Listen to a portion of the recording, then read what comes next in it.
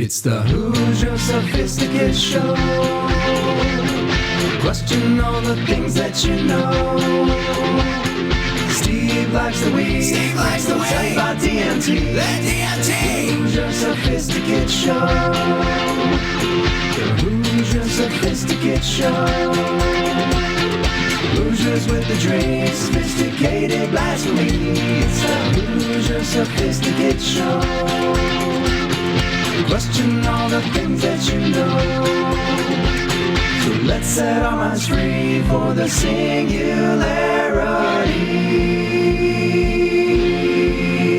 It's the Hoosier Sophisticate Show. The Hoosier Sophisticate Show.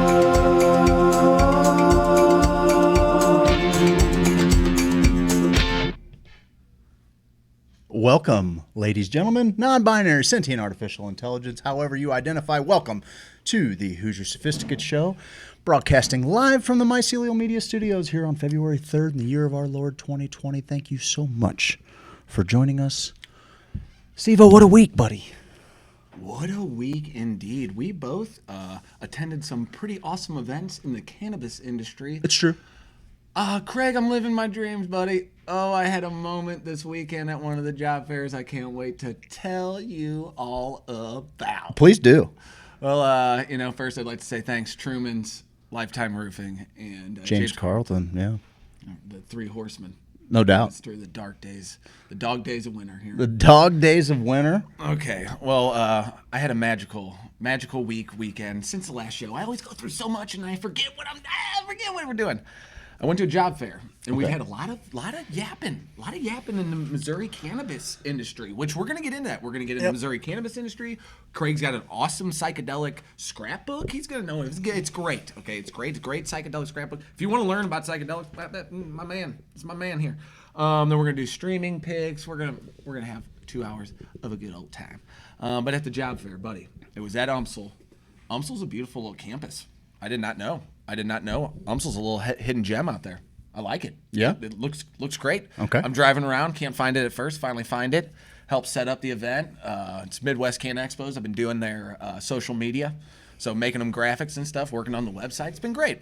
Getting to meet everybody is, just being able to be with those people is so cool. You know them, the cannabis industry. I mean, it's so cool now when we walk in. They're like, hey, you, whoa, what's up? Oh, cool. Hey, what's up? Let me introduce you to him. Plowboy came out.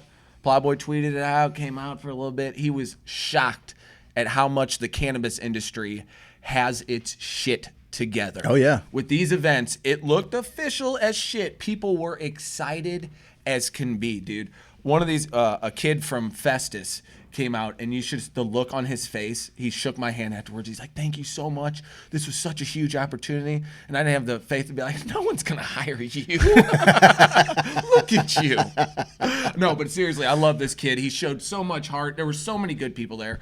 10 Hoosiers from the page. I didn't know were going to be up there. I would say 10 fans that I didn't even know that came up and were like, oh, howdy, Hoosier Sophisticate. And they're like, hey, Craig? And so, some dude was, where's Greg at? And I was like, oh shit! They have no idea. There's so many people that only know me as Greg Polar. They go, "Where's Greg at?" And I go, "I don't know. Probably doing DMT in the parking lot or something. I don't know. That's where Greg's probably at." So we get there. It's kind of chaos. The ticketing machines went down. Went back there. Had my square count. Putting in numbers. Lori, one of the gals from Midwest Can Expo, she's unreal. Like, they got some workers. Sure. They got some workers, man. Yeah. So we put it all together. We get there.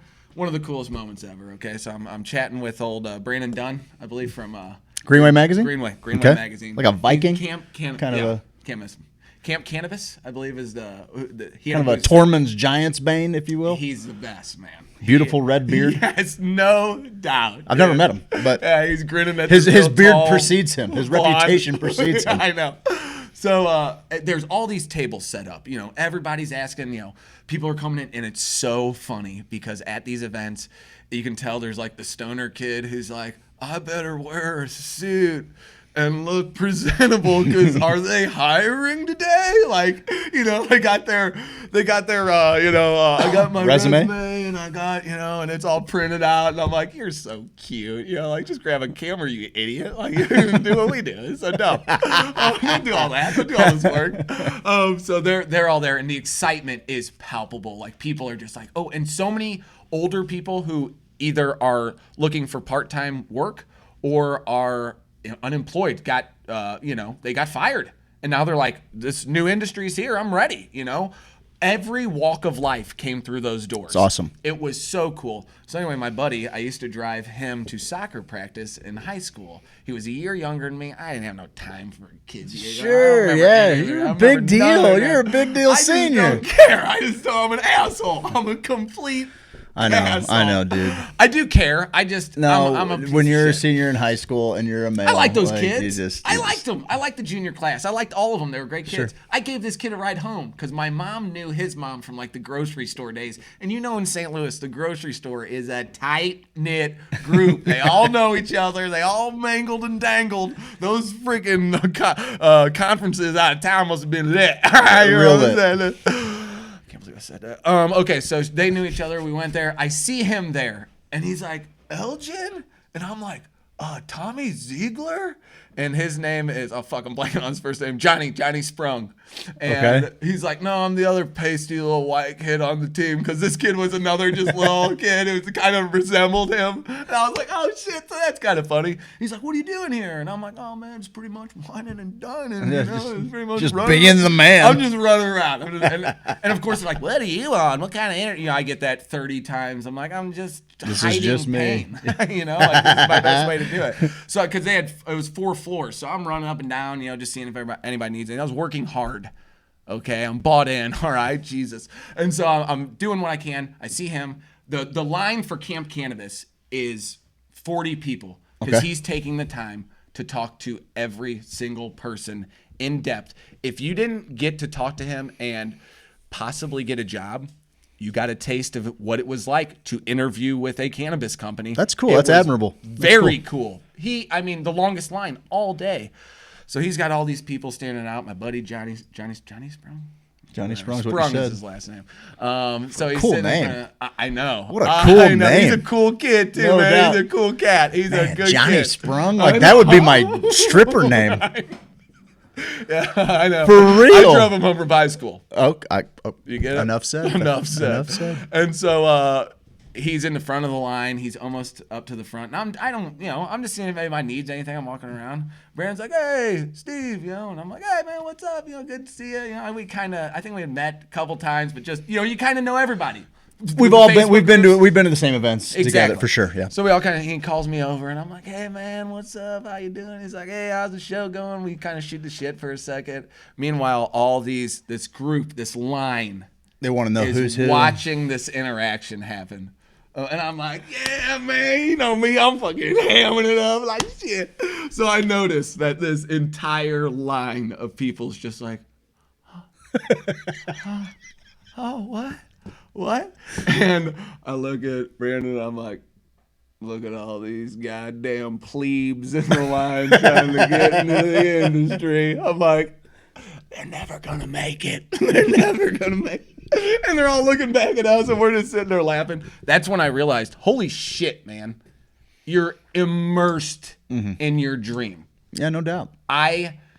It's nice to get a reminder every now and then when you're in the middle of things. It's hard to see how far we've come. Doubt. And there's been some some heated debate, some real debate, and I think it's very necessary that we have it, talking about recreational measures that we're trying to pass, the next step that we're going to take as a cannabis community. And it's really easy for a lot of us to get chippy, seeing how some things have rolled out, but that is a perfect example of, like, if you can kind of remove yourself just 1 or 2 degrees and just kind of look down on where you're at. We've come a long way. We still got a long way to go. We do. We do. We've got a long way to go, but that's awesome, dude. That's phenomenal. Oh, it's so cool. And we got one in KC, February 8th, Saturday. Next is week. The 8th? Yeah, I think Saturday. Saturday. At KC, one of the colleges there. But you can find it on MidwestCannaExpos.com and the Facebook page. But KC, How about our KC? How about fans? Kansas? Congratulations. Congratulations to the To the Chiefs, world man. champion The Kansas world City champions. Chiefs. The great state of Kansas. Everybody's man. Brian Kessler, I Penn hate Valley. you. James Thomas tells us Penn Penn Valley Thank College. you, Thanks, James.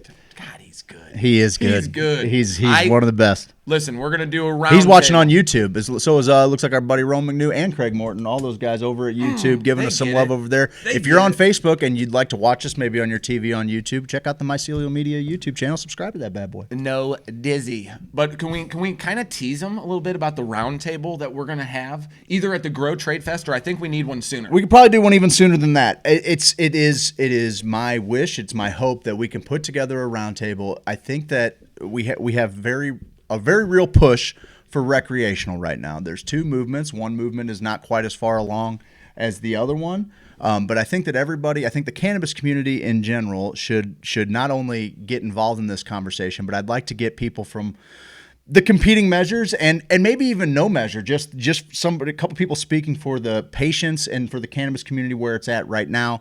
Going forward, I'd like to ask some real hard questions because there is a sense of urgency attached to a bill that's out right now. And I'm not going to go one way or the other on it. I'm just going to say that I'm very concerned about the breakneck speed at which we're trying to push through a recreational bill when we have some very real issues we're trying to hash out with the medical program. And so, You pussy. Just let it all flow, baby. I mean, come on, where Craig. Where am are I you at? at? I think that it's The important. government can't be trusted. That's what we've learned from this last thing. I have a goddamn tattoo on my ass forever. What do I got to get that changed to? I'm mad as hell now. I might as well have a barcode on the back of my neck for these bastards. I don't regret it. I want to have a roundtable debate, a respectful one, of course, and give people the amount of time to support or compel me to vote for one of these. As it is right now, I feel so rushed, and I apply this to any kind of legislation or any kind of laws that we have passed. Even though there is a glaring need to pass a recreational bill for me. Like it's always No been doubt. about personal liberty and us being able to use this plant. That's fine. I have reservations about mimicking what we did with the medical program and giving the government ultimately authority on who does and doesn't get licenses. I want to see the government mandated to grant licenses to people. And I don't think that this is an outrageous request. Oklahoma is wide open and everyone's like, well, this is a really conservative state. Well, it's just as conservative as the red state of Oklahoma. Okay, no doubt. there's no reason why you can't make a push towards conservative voters, me being one for a majority of my life, to say, hey, yeah, this is a true open market, right? We're going to allow as many people, as long as they meet the requirements and have the dough, you can open a business and do it. And who wins in this? The end users, which are both the patients and the recreational user. Our prices, all these people are like, well, we don't want to have an abundance. Well, why not? Give me one compelling reason why we don't want to have an abundance of cannabis on the streets. I heard an argument, and I guess a devil's advocate type deal. Okay, you gave all those licenses out. Craig, we only have 40,000 ID cards that have been given out for medicinal users, and who knows how many are going to grow at home. So all these licenses that you want to give out, well, buddy, what if those businesses didn't make it? Is it better to have not made it or better to have just wasted? Is the government protecting those people from themselves? That's not their job. That's not a function of government to protect people. And what if you applied that logic to any kind of innovative technology? What if a government said, well, there's nobody that is even a signed up user for Instagram. Why would you put that? We can't put that business out there. There's no viable users that are already signed up for it. That's ridiculous. Bullshit. That's ridiculous. And my thing is it's ultimately the most fair thing to do. Why? Well, because if I gave you hundreds of thousands of dollars towards a licensing process, I may not make it. I very well might fail. But at least let that gamble give me a chance to recoup my investment. Give me a chance to bet on myself and on my business acumen. Don't score it based on whatever your scoring parameters were, which we're finding out it's a little bit fishy. It's real fishy. It's real fucking fishy. And so there's a quick fix to that. Barry Wimhart was on the damn You saw how show. Barry Wimhart was selecting licenses. That's not scientific. Maybe. You said it was scientific repeatedly, actually, which was you were just kind of going with it. I'm an agreeable guy. I feel like it's a sink or swim game. And if you asked all of the people that put their money in, and it's funny because people that were granted licenses and even people that were maybe granted some of the licenses that they applied for, they're like, well, I don't know that I'm for open. I'll bet you're not anymore. I'll bet you're not anymore. No doubt. I wouldn't be either if we could just lock this thing in and make sure that I'm one of the people in the pipeline selling it. I can't think of a single thing that we limit and restrict like that. And it's so what we're doing is we're allowing the government to still place a stigma on something that we all agree is not a criminal thing to be in possession of. We got some comments there, Mike. You want to jump to them a little bit? I'd like to read off here. We got Joff. It's gone. Jennifer Rouse, okay, is running at the top of the cannabis states. Yes. Mike Forquar, yeah. Restrict licenses. We got Donnie Bravo. Fuck the businesses and their licenses. People are still being arrested for a plant. Legalize rec. Donnie Bravo, my man. Emily Rally the Imbler. troops. See, it's a risk people take on their own and should be a chance. Alan Shaw, it's called business. Jessica Evans. Okay, Alan Shaw, I don't like your tone. To protect people. Craig Kohler, great quote of the night. Okay, Jessica Evans, let's settle down on the text line, okay? Jenny. Jenny. There are Walgreens or CVS or nearly every business intersection near my house. Why can't it be the same for dispensaries? If people have the money to run a business, they should be allowed to it. It should not be restricted. Right on, honey, because you know what? Well, you can't have them by schools. And Missy says, and those businesses sell tons of regulated product, no doubt. Hey, so I guess that's, ultimately, I don't understand. If you're making a case for getting people out of prison, I'm with it. If you're making the case that there have been certain communities that have been marginalized by cannabis use, I'm with it. I agree. And so I refuse to vote for a measure that further marginalizes any part of the industry. Let's be better going forward. We are marginalizing people. We are ultimately picking and choosing winners. And not to mention, we're taking a gross amount of money from people. Like it's especially left a sour taste in my mouth when we see who has actually been awarded most of these licenses and the way that it was done. And we thought that we had really good language. It made the government give out at least that many. Right? So that seemed like pretty good language. Okay, now we realize that we can't leave all of that up to them. Yes. Let's make the case that there's more revenue to be made if there's more businesses selling it. Yeah. I mean, you know me. I want it to be grow as much as you want and gift as much as you want. What's up, buddy? That's a good point, Missy. Replying to Alan Shaw and opiates. Yeah. Well, he said, why can't I buy cannabis at Walmart? I can buy beer and cigs. I mean, there's still a stigma attached, clearly. And so when we talk about adult use, and we also understand that there is still a big federal hurdle to get over. I don't understand why. And I have made so many friends with NORML. I've made so many friends in both of these measures. I've talked of St. Charles NORML. I've talked to people on both sides of the issue. There is room for a very responsible conversation to be had here. I do think that I think there's enough people that are like, whoa, let's tap the brakes before we get too far down the road here. There's a lot of the community that has been involved and invested heavily in that. And some people are putting out like, well, only the people that didn't get licenses are the ones that are pushing for this other bill. I'm not even talking about the other bill right now. I'm talking about this bill. If you have that much, there is a huge swath of the quote unquote industry and also just cannabis enthusiasts and activists and, people that have been there to get the signatures and everything else. When this came up, rather than everybody being like, yeah, let's take the charge. We got medical. Let's keep rolling down the hill. That's not been the case at all. It's been very it's been challenged. People are pissed. It's been challenged. There's a lot of people pissed, and I think it's because of what happened. I think it's because big organizations are in a position now that they've passed medical that they appear to be speaking for an entire industry.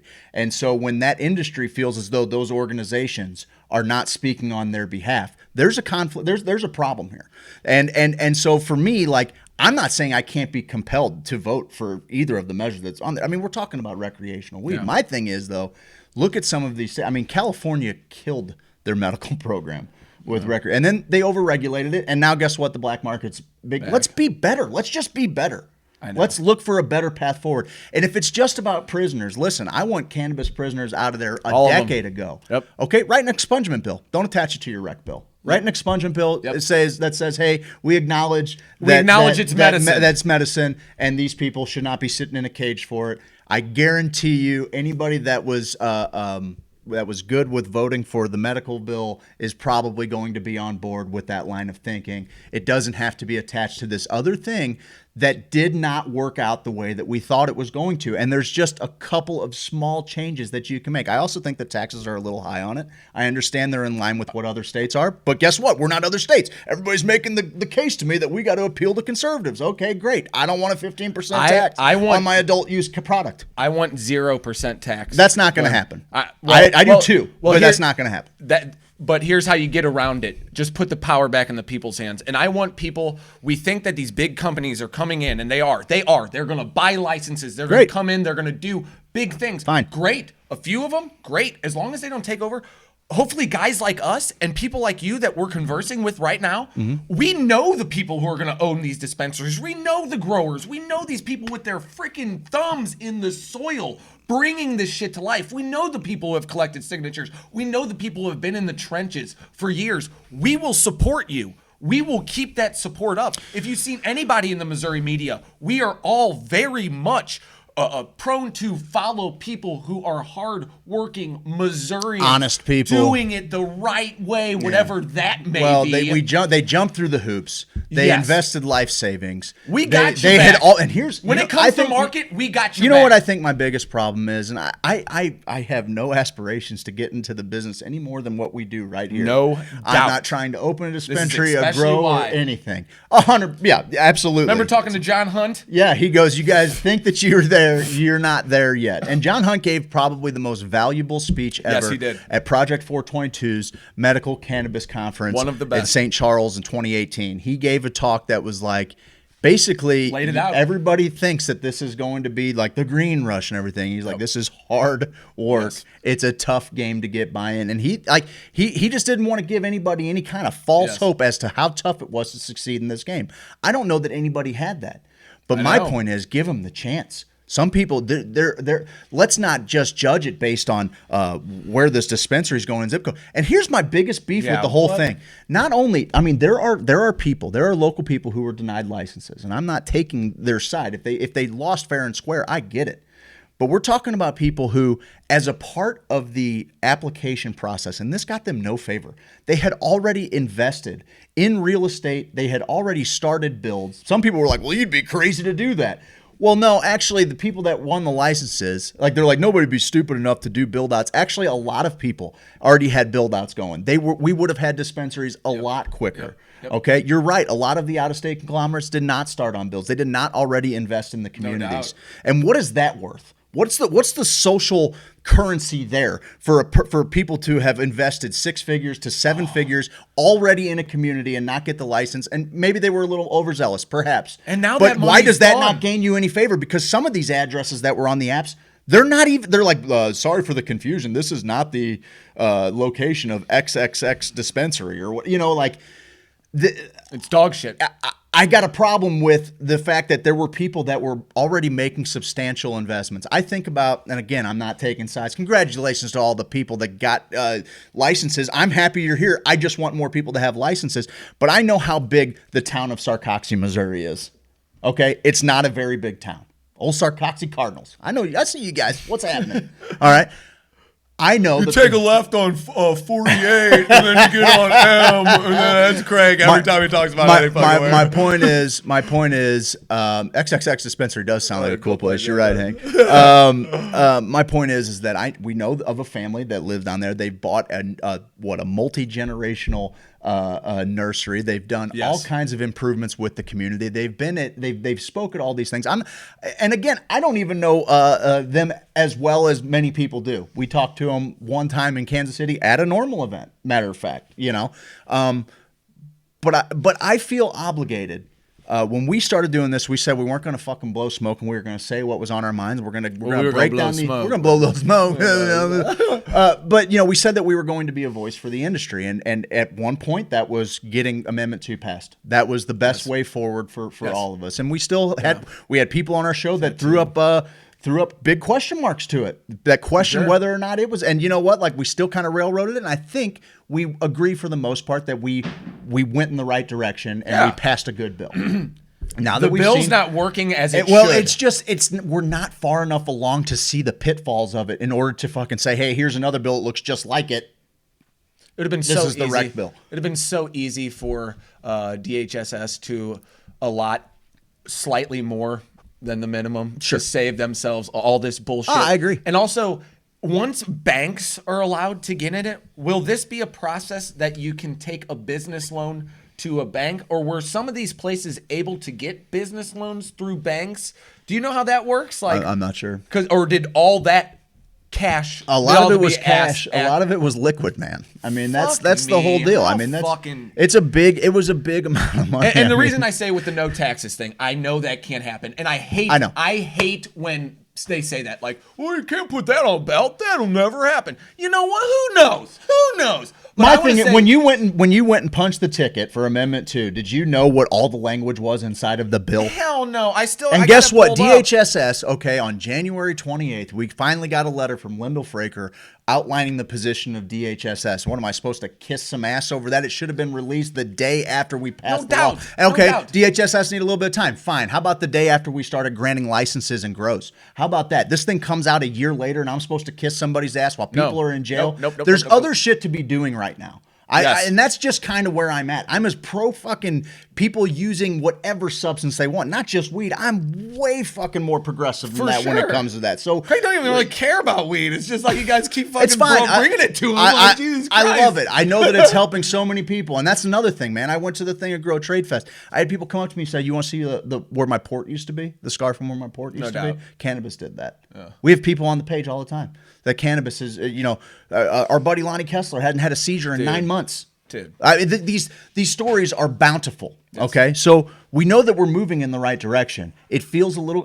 My position is that it feels a little gross to me to try and hammer through a rec bill right now when we just don't have the medical program up and running. That's all. And I think that we could all, there would be time for all of us to weigh in and really talk about how this language should look for this next bill. And if it means 2022, guys, it means 2022. In the meantime, it's not very hard to get your card.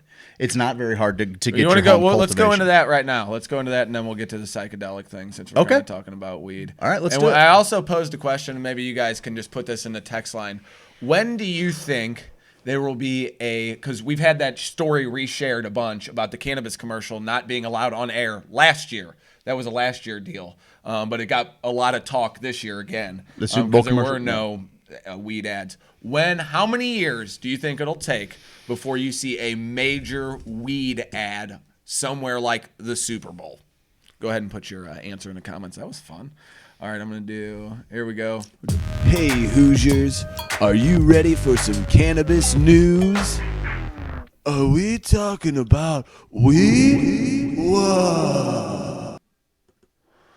Okay, OG Georgie weed bags couldn't be here right now, so let me go ahead and put us up there. Hey, there you are. There we are. All right, I'm a little too fired up to allow OG Georgie weed bags into the mix right now, but you were just talking about how to get your patient card. How do I obtain medical marijuana in Missouri? Number one, step one, get a patient or caregiver ID card. And please, I'd like to go back to the comments too. If you have any weed, I'm still trying to wrap my head around the fucking language, figuring out the math of what we can, what we can't have, how many plants, what stipulations on the plants. This shit drives me insane, dude. And I know, okay, so you got to get a patient or caregiver ID card. How I got mine was a doctor literally said, hey, no, I can't do that. I don't care. I don't care at this point. Everybody knows. Yeah. This is the stupid. Listen, just about everybody suffers from chronic pain. Yes. And so, it is not very difficult to obtain a card. It's not at all. Like anyone can really get one. Like We keep playing these dumb fucking games with laws that we've made ourselves instead of just being logical and saying from a fucking tip-top level, this plant is okay and you can have it and grow it fucking anywhere and give it to everybody's so worried about pesticides, seed to sale. You gotta, oh my God. Okay, seed to sale, I get it. If you want to collect data, fine. Let the people form their own seed to sale tracking system, because talking to people who have actually dealt with seed to sale tracking systems, they're like, you get fined at every freaking moment they can. Because, it's just another thing to give you an infraction for. Okay, how does it work?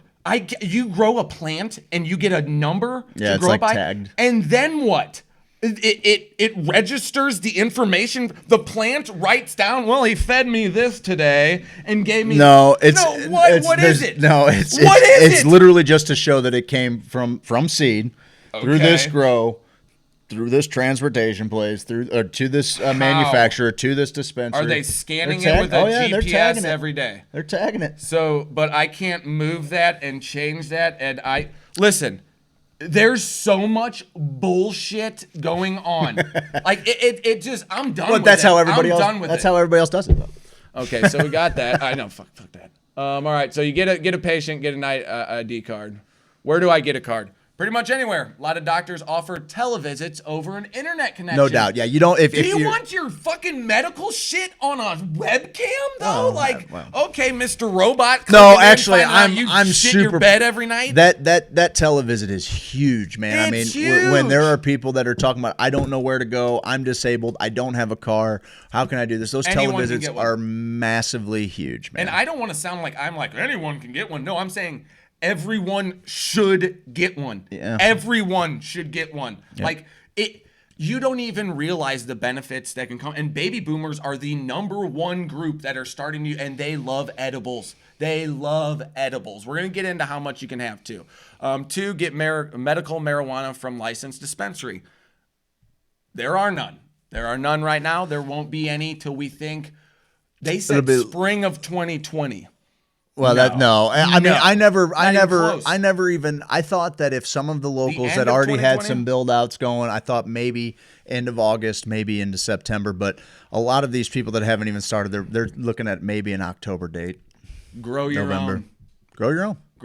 Get your cultivation license. If you haven't joined any of the Facebook pages, Sophisticated Hoosiers is a good one to kind of lead you into these other ones. But Missouri Cannabis Network, no doubt, Grow Trade Fest Group, Educate to Medicate or Medicate to Educate. Educate to Medicate. Educate to Medicate. There are so many good groups out there, and the pictures these patients are showing of the most choice nugs there's good dope ever out there. Seen grown, let alone grown anywhere, let alone in Missouri, dude. People are growing fire medicine to throw back to when we were at the station. Hire a caregiver. You can hire a caregiver. We'll get into the numbers here in a second. Or you find it in the wild. Just find it in the wild. It's just out there. I just tripped over a bag. Oh, we got it. Well, you have to destroy it. Well, naturally. All right, how much weed can I have on me? 6 flowering plants, 6. Please go to can you go to the text too to see if anyone's on Facebook? Mike, maybe you can pull up the text from Michael Forker says, I'm growing my own Missouri mids. Oh, I can't keep up with all this, and I'm I constantly a part of it, says Miss. Tiffany Jones says, the good thing about the regulations was insurance of quality products, testing for chemical solvents, microbes, heavy metals. Grow your own. Okay, with the testing, do you remember the Purple Lab? Yes. When can we get to a point where you can do all the testing your friggin' self, or grow your own so you know what's in it? I know not everybody can grow your own, or hire a good caregiver. We should all be able to take care of each other. And I want businesses to thrive. I want to go to dispensaries. I want to have a little storefront maybe in front of our studio. Whatever. No doubt. I'm good with that. Do that. But I also want to encourage people to not give the state a frickin' penny because we are still locked up. I've had student grants taken away from my college. They're throwing people. Craig, it happened again. I'm broken. Okay, so now you can have 6 flowering, 6 non-flowering. Under 14 inches, of course, you got to have that stipulation. What's non-flowering? Just growing, and then you kick them into flowering, and now they have all these auto-flower. Yeah, I'm a brown thumb, but yes. Well, yeah. Okay. 6 clones, so you can have 6 little guys. So 2 people can share a locked grow facility at home. So double those numbers: 12 flowering, 12 non-flowering, 12 clones. Okay. And then you can be a caregiver for 3 people. So we're talking 5 times that. So you can have 90 plants going in your house. Please, someone tell me if I'm wrong, because that seems awesome. That seems awesome with that. Seems like a lot of dope. Did I do this one? Oh, that's okay. Okay, so here we go. How much weed can I have on me? 3.5 grams flour equals 1 gram of concentrate equals 100 milligram edible. So a 30-day supply is 4 ounces, 28 grams of concentrate, or 2,800 milligrams of edibles. 60-day supply and a 90-day. You can have a 90-day supply at your house. You can have a 60-day of supply on you. Am I correct? That's how From I my understand it, but I'm understanding? not a lawyer. We're not lawyers. No, I'm trying to figure this out because I want to let people know. People come to us, and I'm like, oh, I think you can have this, and I don't know. Mike, you got anything, buddy? Yeah, they're just saying not everybody, Mardell, the blooming word, not everyone is able to grow. Caregiver. No doubt, caregivers. Building, What happened? apartment building. Oh, no doubt. All right, so there we go. Guys. We are building a family at Missouri Cannabis Collective and Missouri Cannabis Network. There you go. Yep. Was that a group? Loftus, no, 18. I don't know what that is. 18, plants. 18 flowers. Okay, so what he's saying is you can have 6 if you're a grower, or if you're So a patient +1. and you're doing it. So you've got your 666, you've got another person 666, and then you have another person 666. So you have an 18 of each. And then your wife can also have one going, or whoever you live with. If they're, I don't know the answer to that. I don't know if it has to So be in a separate Josh lock facility. Loftus- Josh would know that. 2 patients plus yourself inside one enclosed lock space. Okay, 2 patients plus yourself. So your wife would have to have a separate one Yeah. on site. Could she have it on site? I think so. Okay, locked long as it was facility locked. whilst growing, stored with original packing like an ass. You got to keep your trash in with your weed. Just to prove, that is the stupidest shit. Like an That is asshole. so dumb. Up to 8 ounces on your person. And my personal favorite slide. Immaculate Conception, separation of church and state much? Yeah, we're going to call something so dumb as the Immaculate Conception.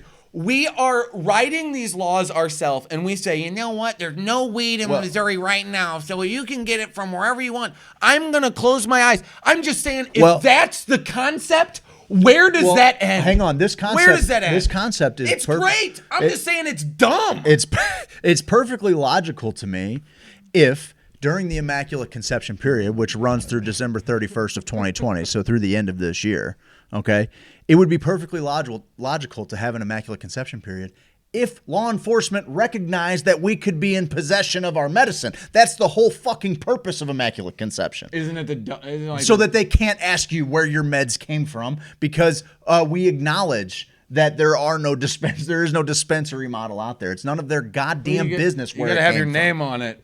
Well, the St. Louis County Police said they're not gonna. That's great. Thanks, guys. We passed the law in November of 18. Appreciate it. I really appreciate it. I'm telling you, it's the whole fisting scenario all over again. But to the elbow. I'm gonna go back to the chat here. So I'm Craig. Same address, but it has to be a Greg separate Morton, facility. We got 18 plants per person times 3. Listen, what and is- we're Bobos. Josh Loftus, Home Grow Solutions, is at my tip top. No doubt. Him and George Nolan, when I need information, they are the guys that, and obviously they're not doing a good job. Craig Morton said, "Don't mix your puritanical metaphors with my mind-expanding medicine." Did I do something? No, Immaculate Conception. Oh, exact. Thank you. Thank you. I thought I said something. Yeah, so it'd have to be separate. It can be on site. 1 stick of my oil is a 60-day limit. Wow. I talked to Frenchie Cannoli's wife, Kimberly. She couldn't wrap her head around Immaculate Conception. Look, we've got. Is that a Grease reference? Frenchie?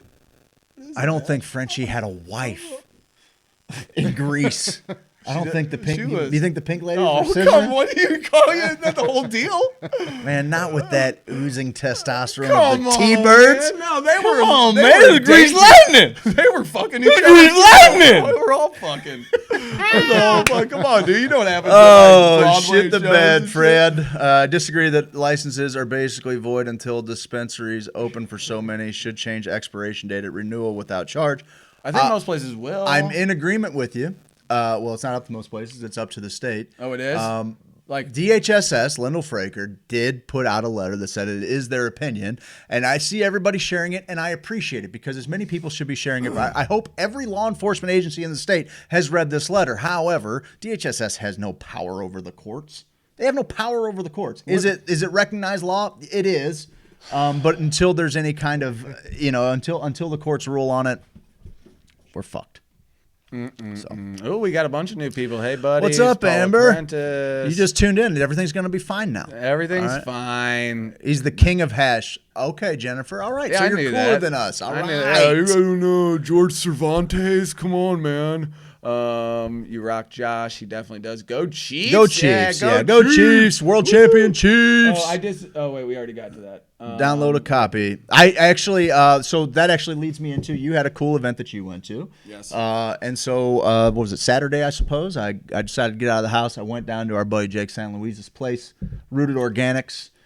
Hell yeah. That store is the shit. Really? The people that were there are the shit. All the coolest growers. Ran into our buddy George Nolan. Michelle was there with Mo Green's Wellness. They were talking to people about genetics. They were celebrating their 1 year they're great. anniversary. So congratulations to our friends at Rooted Organics. If you guys are trying to set up your home grow and you're in the St. Charles area, in the St. Louis area, you want to make a trek out to St. Charles, those guys know their stuff. They're going to help you get set up, That's get huge. you growing. They know what they're talking about. They have experience in legal states. And they're just, dude, They're the cool. coolest. They're Yeah, so they are. cool, They are. man. They are. I'm trying to hang with Jake and George and those guys as much as possible. No doubt. They're super knowledgeable dudes, but they're hip as all get out. No I doubt. had a dude there that was working with the same visual software as Android Jones, so he was throwing up all kinds of oscillations on the wall. Everybody's brand Doing logo was ketamine. getting thrown up. Nobody's doing ketamine, but everybody was there. Mo Leaf's glass was out there. They had all kinds of stuff that was hanging out. There's a bunch That's of what I people wanna there. do. It was cool, man. It was a really cool event. Everybody just celebrating with the Rooted Organics people. That's what I wanna do. 1 year in the business. So congrats to Jake. Thanks for having us out. That was awesome. And he's talking about doing some events out there. Maybe he said, man, we would love for you guys to come out and do a live show from our joint one time. And I'm like, okay. Yeah. You guys are cool. We're in. Can we please do that? Just applied to get my medical card today from Hell City. Good job, Green, with NV Weed. I also got to visit a facility that makes the glass display cases. Oh, cool. For dispensaries. So the ancillary businesses are booming. Okay, so if you don't think you can find something directly in the cannabis industry, there's so much else going around where you can work with good little groups that you feel important and you feel like you're making a friggin' impact on the world. And I think that's that's key to fucking helping society. Really, that's how the making market them feel works, worth right? and like that's why I want to make weed. I want to keep weed fun. I said it at the job fair. A lot of this business stuff. It's hard. It's hard when you get in the turns me middle of off it. a little bit. That's why just copious fields of marijuana would be great. just grown everywhere. That's my dream. I mean, it's certainly a libertarian utopia. The idea that we could just grow as much of a plant as we like, and Yeah. I've seen people say it time and again: "Is why do we tax them? Why do we tax it any different? When we tax tomatoes, I know if you grew 100,000 tomatoes and sold them, would a company be like Del Monte coming knocking on your door, be like, "What the fuck do you think you're doing, man?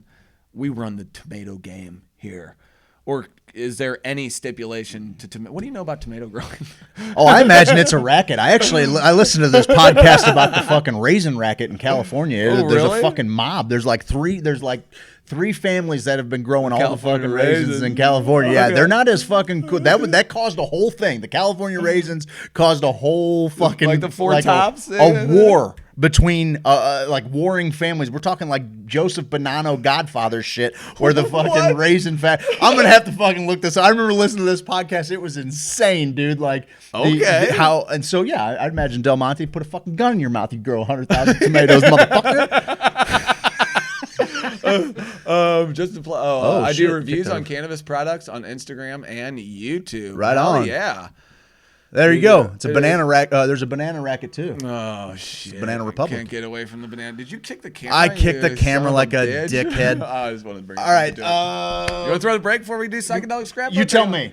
Let's do a break. We're 45 minutes in. Okay. Just bringing heat. God dang, is it hot in here? I hope you guys are enjoying it. That was a little bit of cannabis talk. On the other side of the break, we're going to hit you with a little psychedelic scrapbook, and we'll You're continue. gonna want to see this. We'll continue having some fun. We'll see you guys here in about 6 minutes or so. Hey girl, where you wanna go? I don't care, I just love you. Are you hungry? Do you wanna get something to eat? I don't care, I'm kinda hungry. Well, what sounds good? Anything sounds good, you pick. How about some Mexican? No, I had that for lunch yesterday. How about we get some Italian food? Ew. Okay, now you're not saying anything and just I giving just me a want look. something delicious.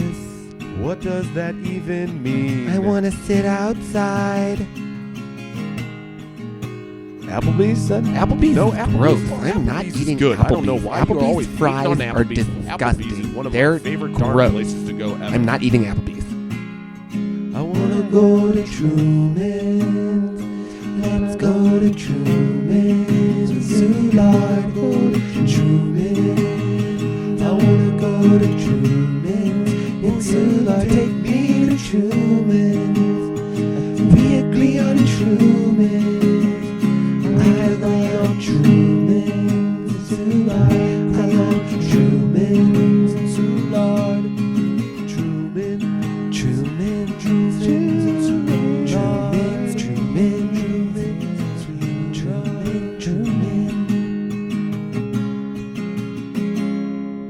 Truman's and Soulard, a place we can all agree upon.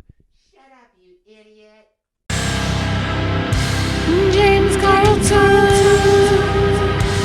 James Carlton. James Carlton.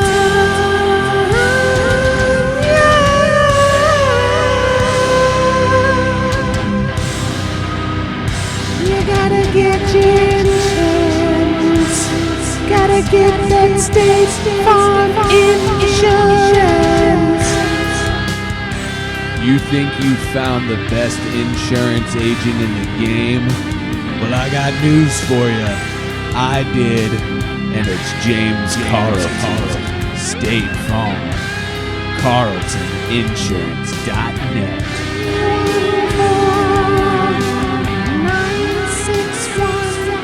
961-4800.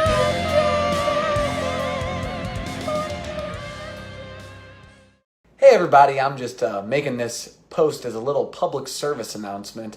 I recently had a roof leak and I got online and called the hashtag Roof Boys. They showed up and they didn't have a truck. They came out of the woods near my home, which was odd. When they showed up, I'm pretty sure they were children. The little one was aggressive. He was beating on my garage. He was shirtless and had a tattoo that said Bug Life. And the older one didn't have a ladder and said he would climb my roof by getting on the pillar, and he was slapping a spatula around, which I don't know what a spatula does for roofing. So if you want a reputable roofer, I recommend you go to Lifetime Roofing and Renovation, located in Webster Grove. They've been around since 2005, and they're grown men.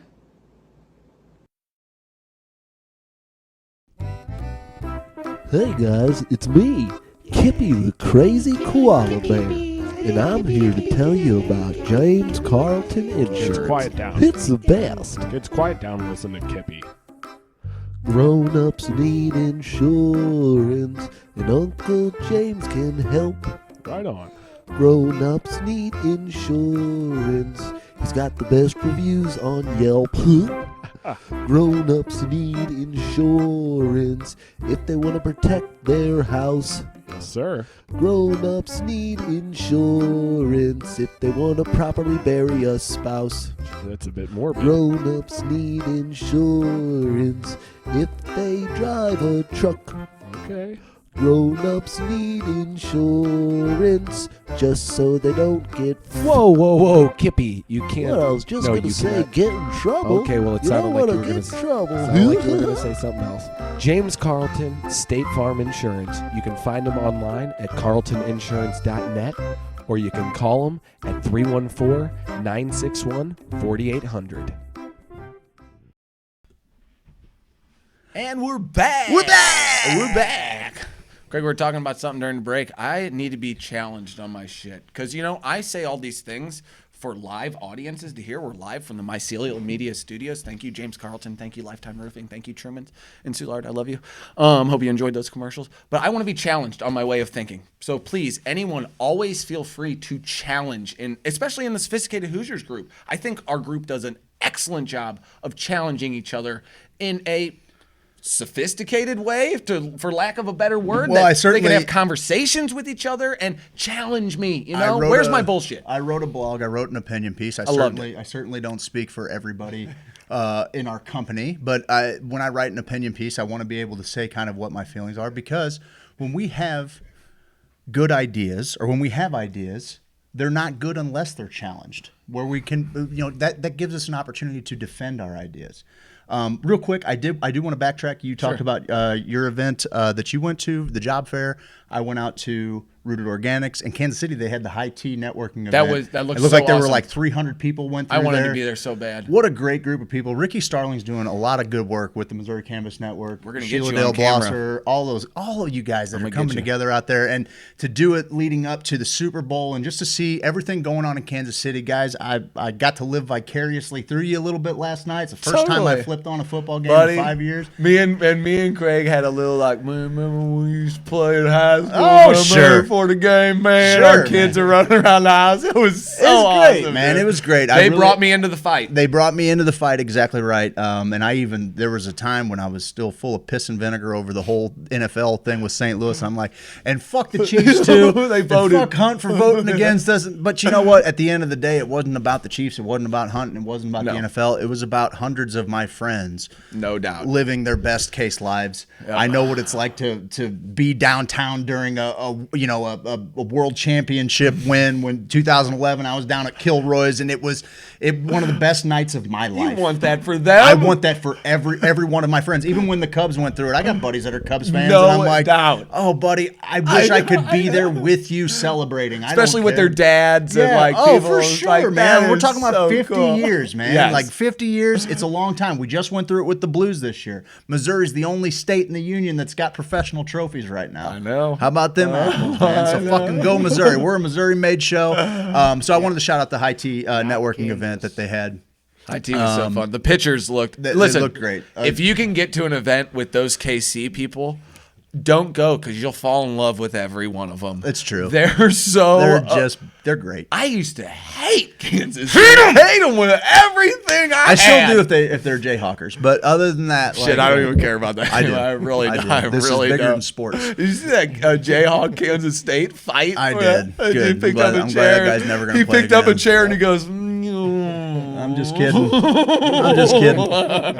Anywho, I threw up a finger in grade school basketball at St. George. Like, this kid tripped me, and there was chaos on the court, and the referee had a stupid Band-Aid on his forehead get like teed a up? dumb Hoosier. And I was like, no. I kind of did one of those. And one of the moms on my own team, Billy Lyerla's mom, who Billy Lyerla Come on, was the Billy's mom. backup point guard. Calling here. Backup point guard, she called me out in front of everybody and said, he just flipped off the referee. oh my god. And so I had to go to a whole meeting at CYC at St. Raphael's, at St. Gabe's or St. Raphael's, wherever you got your cards in the city. It was one of those two schools. And they had a big meeting, and they're like, Did you flip off the referee? We call that the posh side of town in South St. Louis. I know, right? Those kids were like, I was like, you guys are from South City? Like, They're not from South I City. didn't even consider them. They live on an island in I was South like, City. Shit, your sambas have no holes in them. Yeah, what's the deal? Yeah, that's weird. But I went and I was like, I didn't mean to do it. And they're like, all right, go to confession. You know what I mean? I'm like, no. 4 Hail Marys to our fathers. Don't do it again. And then I got my CYC card back, and the rest is history. Well, buddy, I like to talk about psychedelics from time Hey, you're to time a freak, on man. this page. Just as many people in the cannabis community have found cannabis to be an unbelievable medicine, we have not even scratched the surface of what psychedelics can do in the world of psychiatric medicine, and it's very important to me. One of the most important things I ever did in my life was take psychedelics with intention, change my outlook. So we like to talk about it. And so I put together this segment. Stupid We glasses. debuted it last week, and I love it. It's we'll my do it again favorite this thing. week, guys. Stick around here. You guys want about 6 or 7 minute little deal we call the Psychedelic Scrapbook.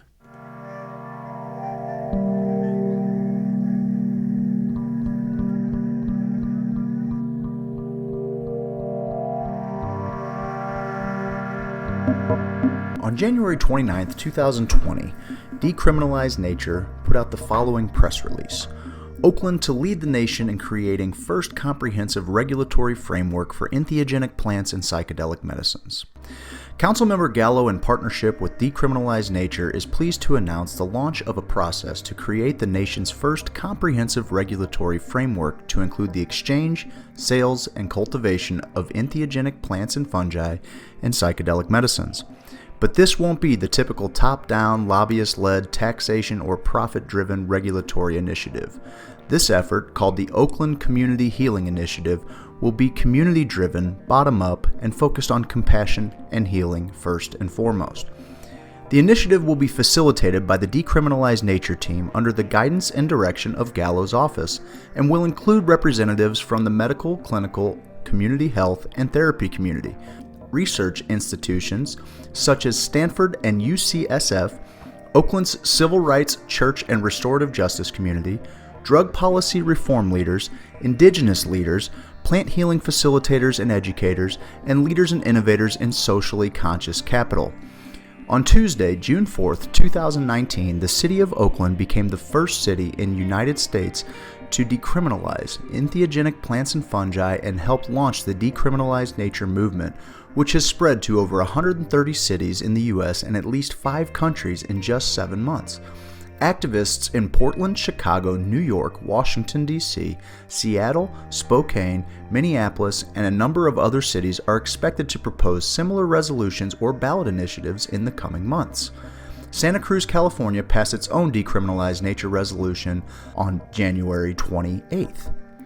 The approach taken by Oakland, which has caught such strong momentum, begins first with decriminalization of all entheogenic plants and fungi, including mescaline-containing cacti, ayahuasca, psilocybin mushrooms, and ibogaine, without setting caps in order to enable people to grow their own, gather their own for personal use, and share with their community in a responsible way in what is known as the Grow, Gather, Gift non-commodification model.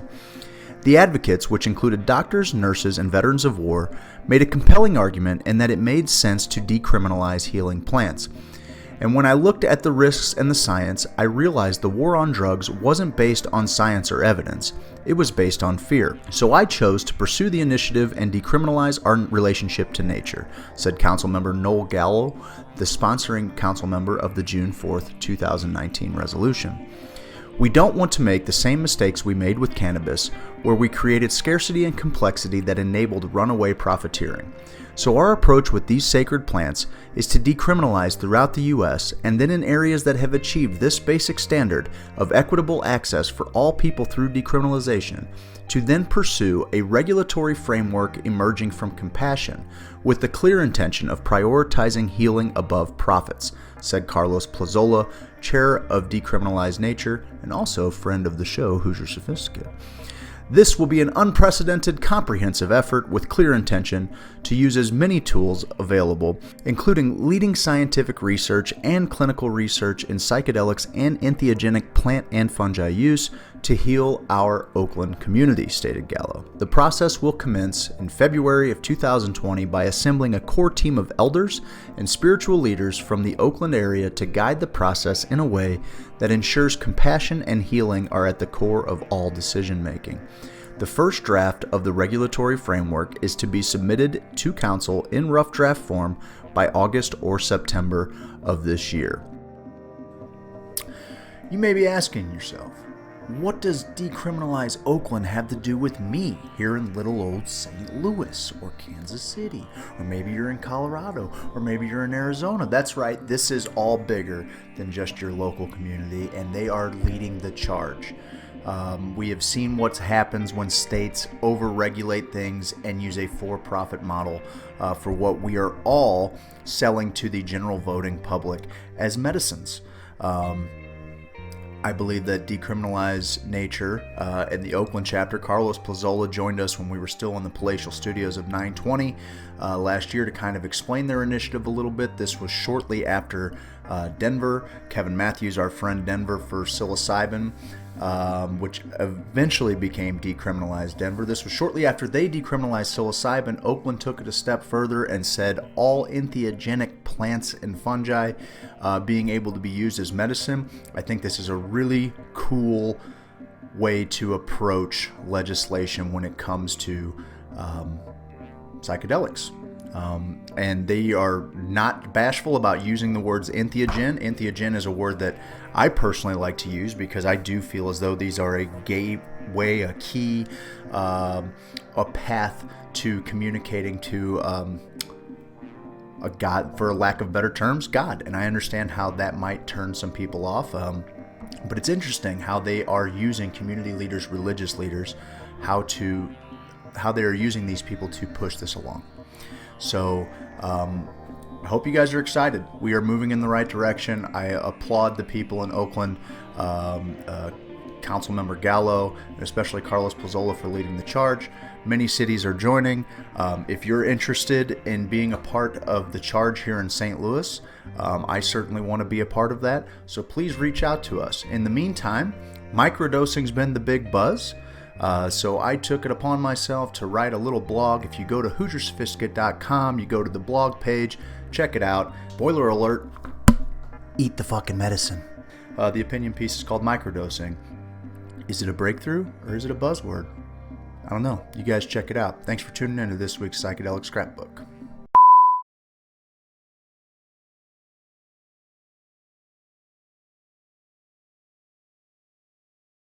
Hell out of here. You can only see yourself so much before you want to get out of here. No way, dude. You love to smell your own farts. How dare you lie to these people like I really that? do. It's true. Let me go to this for our fans. We had some earlier from, there's our Hoosiers. Yeah. If you There go you to go. HoosierSophisticate.com, check out the blog tab. You guys put a new one out there. The microdosing's all the buzz. So I want to talk about it. And this ties into exactly what we talked about leading into it. Good ideas are worth challenging, right? I believe that microdosing is a good thing. Reading this blog, you'll see why I don't think it's the most important thing. But I want to start sharing these thoughts out there, and I want some feedback on it. There's a comment section there. Please feel free to engage in the conversation. Share the blog with friends. Put it out there.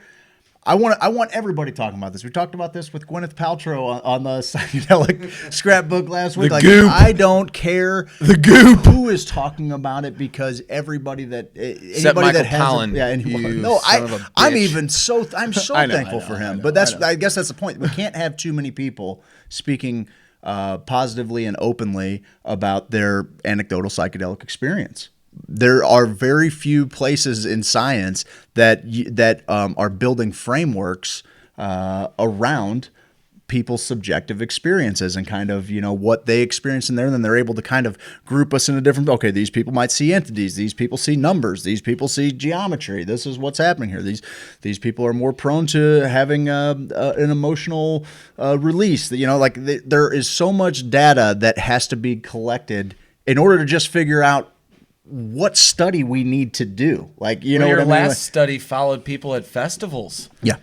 Which is really cool because there aren't a whole lot of studies. Most every psychedelic study that's being done by collegiate researchers is is being done in a controlled lab environment, and so all of the data is going to say that, hey, these well, might not necessarily say this, but will say that this was in a controlled environment, and so in order to experience these effects, it probably needs to be done in a lab controlled environment. And so this group went out and they were like, well, is there a model that we can test that shows that just taking them in a concert setting or in a personal setting might actually have equally beneficial properties. We're going to go back to the old eye test, buddy. You can go to a festival and be like, oh, they're having a pretty good time. That guy's having a real good time. 99% of the people are having a real good time over here. You can just see that. I just think it's cool that, we just talk about it maybe once every week, that if you want to get into the game of researching psychedelics on a just high academic level, now is the time. No doubt. There are so many resources, maps, and different ways. There's a lot of different schools that have programs now that are being developed around it. And there's a lot of money. There's a lot of grant money and a lot of research, funds, a lot of research grants that Who's are your being. guy from Michigan?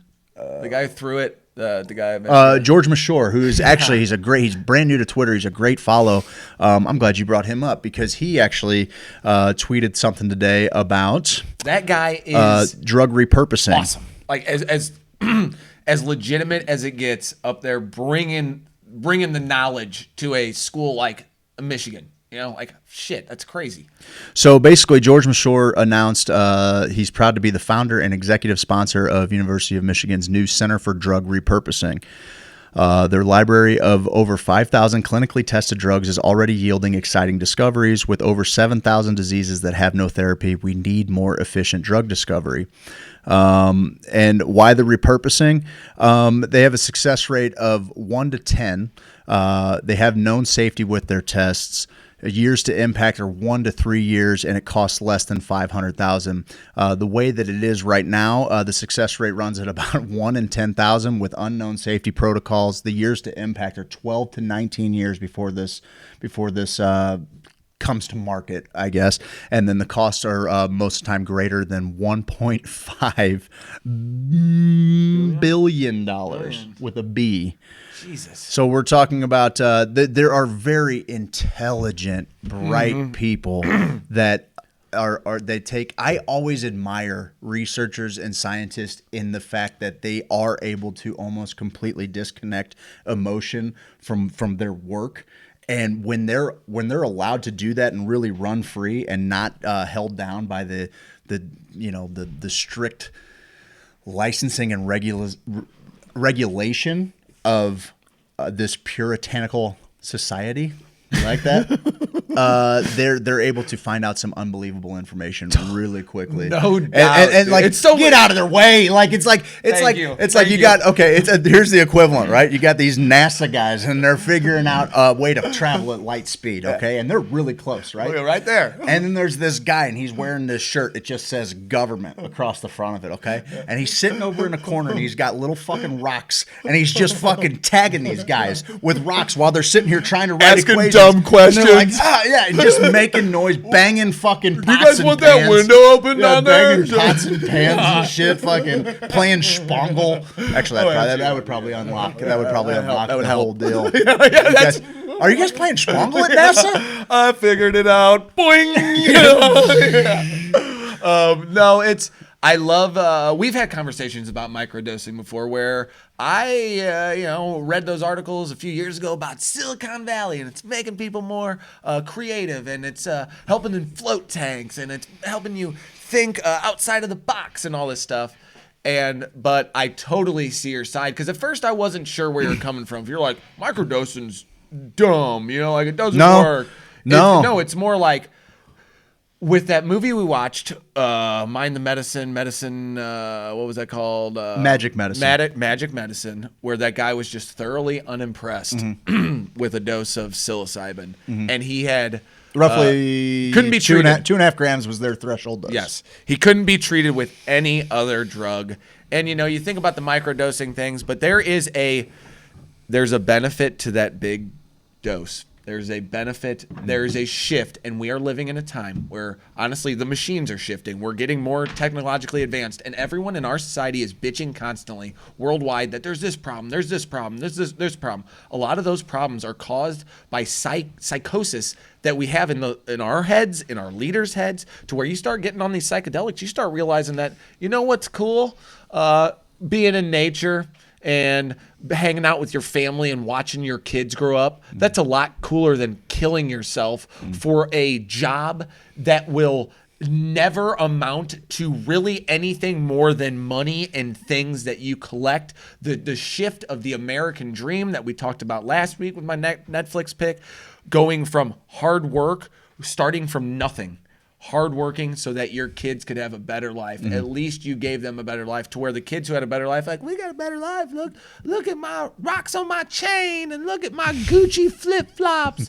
And it's become this mass hysteria of Kardashians, but we're also at this tipping point that even my dad is like, the Kardashians, they got no talent, and he's not plugged in at doesn't care. all. Yeah. But he gets it that they're no talent. So we're reaching that breaking point that if we can mix that seriously with psychedelics and having people like Andrew Yang talk about psychedelics as a presidential candidate. I mean, It's a that big wasn't deal. happening before. It's a big deal. If we can get people to understand the power that these babies have to bring us back to self, we're really going to see some changes. James Thomas says, when you realize our thoughts exceed our actual needed purpose, it's like, why stress? Yeah, and one thing that I'm always careful about talking about psychedelics and like kind of what you said, that is a very scary prospect to some people. It's something that Ram Dass talked about from his first psilocybin journey, was like losing who Richard Alpert was. Or I had very similar, like after not just ayahuasca, but also coupled with my dad's death, all of a sudden sports just didn't mean anything to me anymore. Like and the sports centers of the world shoving it down your face. It was weird, man. Like 24/7. it did, and I still last night for the first time sitting down watching it, I'm like, oh, there's that piece of me that still lives in there. Like, oh, I still know what that 3 technique's supposed to do there. Like, you know what I mean? Like, it's weird. Like, you watch it and you're like, okay. Yeah, you tackled Ivan. Yeah, I did. Really got come across the middle. 4-year-old. You're gonna come across the middle. Like, what are you doing? He's got bum wheels. Still take out a 4-year-old. Yeah, you're not coming across the middle. Not happening. But I think I think about a lot of people are scared at the prospect of having an experience and all of a sudden everything that they have ever identified with. And I'm not saying that that's not possible, because it certainly is. But like, people are afraid of that. Like, that's definitely your ego saying, whoa, no, this is my identity. This is what I've told myself that I am. What's your identity? And well, no doubt. And that's one avenue that psychedelics can take you down, where you're like, where all of a sudden you're just kind of constantly in this search inward on what actually makes you up and what makes your heart tick and, what makes you smile. Dang, you're brilliant. You're bringing me right to that Audible book we were talking about before, Atomic Habits. The author is James Clear. I'm listening to it on Audible, and it is the chapter 4 or 5 is who are you? What is your identity? Your identity is your habits. Your habits form who you are, and whether these cues and these triggers, whether it be waking up and checking your phone, whether it be the smell of something, igniting your senses, whatever autopilot mode you've put yourself on, that is who you are. And the first step to break it down is awareness. And how much awareness can you receive after a deep psychedelic journey where it's just you and you, buddy. Yep. It's just you. Like you said the other day, those moments after you've eaten the medicine and there's no turning back. It's one of the things I love. It's you and yourself going, hey, man, we're climbing this roller coaster. It's time to do work. We can't get off. We can't get off of this. It's time to do work. We can't be scared now. You're going to get scared at the top of the roller coaster? Go ahead, because that's some of the fun. You know what I mean? Sure. But just know that it's a ride. Yeah. And all these rides fucking end in one way or another. That's right. They're all going to end. So right. if we can't love a little bit on each other while we're here, then what the hell are we doing? No doubt. And changing those habits is is much easier after you've sat in the present, and then even writing things down. And there's little things you can do to trick your brain that like 60% more people followed through with something when they wrote it down that they said, and to think of yourself as something.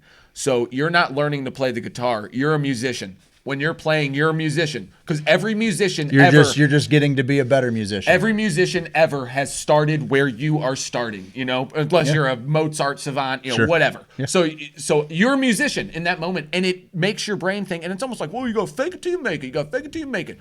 No, it's even deeper than that. It's believing like in the self and being aware of the self in that moment. Like the point on the fucking Japanese bullet trains, they did this thing where they do safety precautions where they say Stream Deck, Craig, microphone. They call out everything by pointing and calling out, and they got like 87% less accidents because of this system. And they even saved some lady's kid ran on and she stuck her arm in to grab him. Doors closed. It was on one of those bullet trains that goes 200 miles an hour.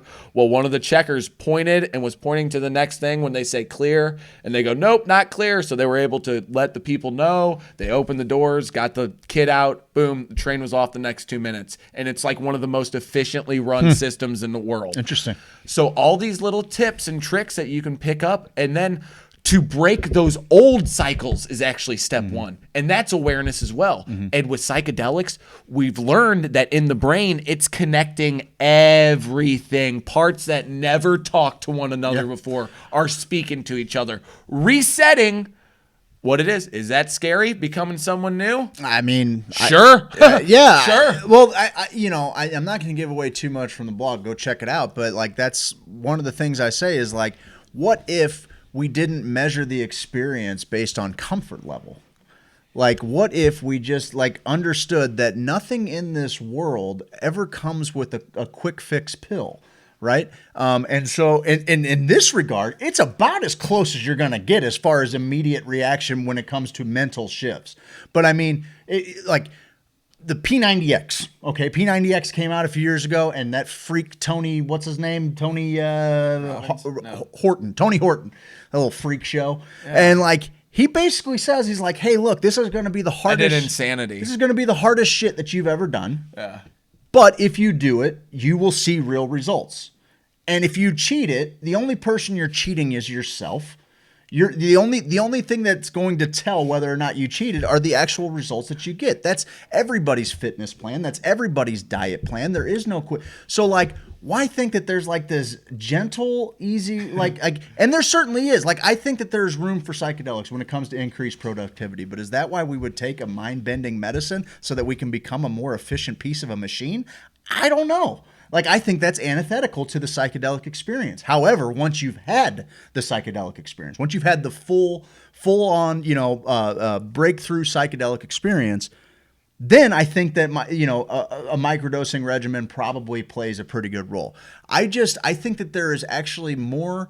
There's a case to be made that an introduction to psychedelics via microdosing has the opportunity to either A, underwhelm people, or B, just scare people away from the experience in itself, that they won't actually get the most beneficial experience that they can get from it forever. I'm not suggesting that everybody goes out there and takes a Terrence McKenna level of fucking medicine. Like, not your first go. Set and setting is wholly important. Your intention that you put into it is wholly important. Most importantly, how you prepare yourself for the space that you're going into is most important. Yes. But, and so there is still a place in the conversation for microdosing that's very important. I know in my subjective experience that there have been times, and I have plenty of experience with different medicines, there have been allegedly, and there have been times where Greg did for sure. There have been times where I've taken a microdose and actually had anxieties that I didn't even know that I had. And I wasn't really getting much out of it other than maybe that was telling you a little something. I wasn't getting much out of it other than I'm just wildly uncomfortable. Yeah. Like, I'm not, I'm not even fighting this. I'm surrendering. But it wasn't enough to get me anywhere. It was just enough to raise my nervous energy, right? And that's a thing that happens. So we talked to Rick Doblin. That's right, that Rick Doblin, the founder of MAPS. I was just going to mention him. I was just going to drop that real quick. And he's even talked about how when they do the MDMA studies, they have found, because they've tried playing around with the doses, that their clinical trials with the FDA are much more beneficial when they're given a breakthrough dose. Yep. And so I do think that there's science there to suggest that both things can be beneficial, but I also think that if you're going to introduce someone to something that could essentially be so powerful, and I think on the whole, everybody's personal subjective experience, it could be one of the most mind-opening experiences, holy experiences, magical experiences, put whatever word you want to put on it. It could also be like kind of an underwhelming experience. If someone has a history of taking SSRIs, if their serotonin receptors are already depleted in some form, like it may take a while to be removed from them before this medicine actually works for them. All of those things are possibilities. My thing is that when you understand that physiologically, if you put yourself in a safe place and you understand, put your keys up if you have to, do whatever you got to do. Understand that this is where you are for the next 8 hours, right? This is where you're gonna be for the next 8 hours in these four walls. It doesn't have to be the same room, but just you're not going anywhere. Light some candles, put on some easy music, do whatever you got to do. Lie down, put a blindfold on, and do your work. You're physiologically safe, even if it feels like you're dying. Especially if it feels like you're dying. Yeah. Yeah, that could be part of the deal. That could be part of the deal. firsthand. Just know that you're okay. Like that's where the preparation work comes in. That's where the mental prep work comes in. What you got there, Mike? You might want to pass on those candles for the first timers because let's just ease into that after a couple times. Candles? You don't want to start no fires about your trip. Oh, good Back call. journey. Good call. Do you want to read some of those comments, Mike? Yeah, what do we got? We got Green with Envy. We live 2.5 hours from St. Louis. Towards Hannibal, Missouri. Paul Apprentice, very interesting about microdosing. Yes, I would agree. Jennifer Rouse, laughing out loud. Craig Morton, my experiences tell me not to be more. Craig's our dude. That's because he's my guy. In the machine. Jennifer Rouse, hey Paula, hey Jennifer Rouse, blah, blah, blah. Not a fan of P90X from fitness program structure, but I have to say, it got people. Look at Mike in there with that. Fair enough. Yeah, hey, check out Mike. He'll get you on a fitness program. Hey, there's Scotty. I ate some Sykes. Allegedly. 70 show. I'm happy that you feel great. Awesome. To Mike Lindner's point, even if you aren't a fan of P90X, Mike, you can appreciate that nobody's going to sign up for your program and not put the work in every day, put in the hard work, the sweat, and the labor, and get any kind of results that are worth anything. And in this regard, you're talking about doing mind medicine. The hard work sometimes looks like scary stuff that you don't want to identify with. I come from construction, and I'm always looking for good analogies. One of the things that's always kind of worked from my head is you have these tools. These psychedelics are tools. I can saw some boards, and I can throw some lumber, and I can hammer some nails. That's fine. But those same tools also built this palace over here with dedication, with time, with discipline, with all of these little subtle nuances that go into building something amazing. Now, you can go and hack some wood together and feel pretty good and say, oh, cool, I did it. But I guarantee if you put into it, you will get out of it something that can be life-changing. Yeah, for sure. Life-altering. And if you are struggling with PTSD, one of those things that from the movies too is involving the family members too. Yep. Like if you're worried about becoming someone different and people around you leaving you or saying, oh, you're not the same person, it takes time for everyone to heal and everyone to heal in their own way.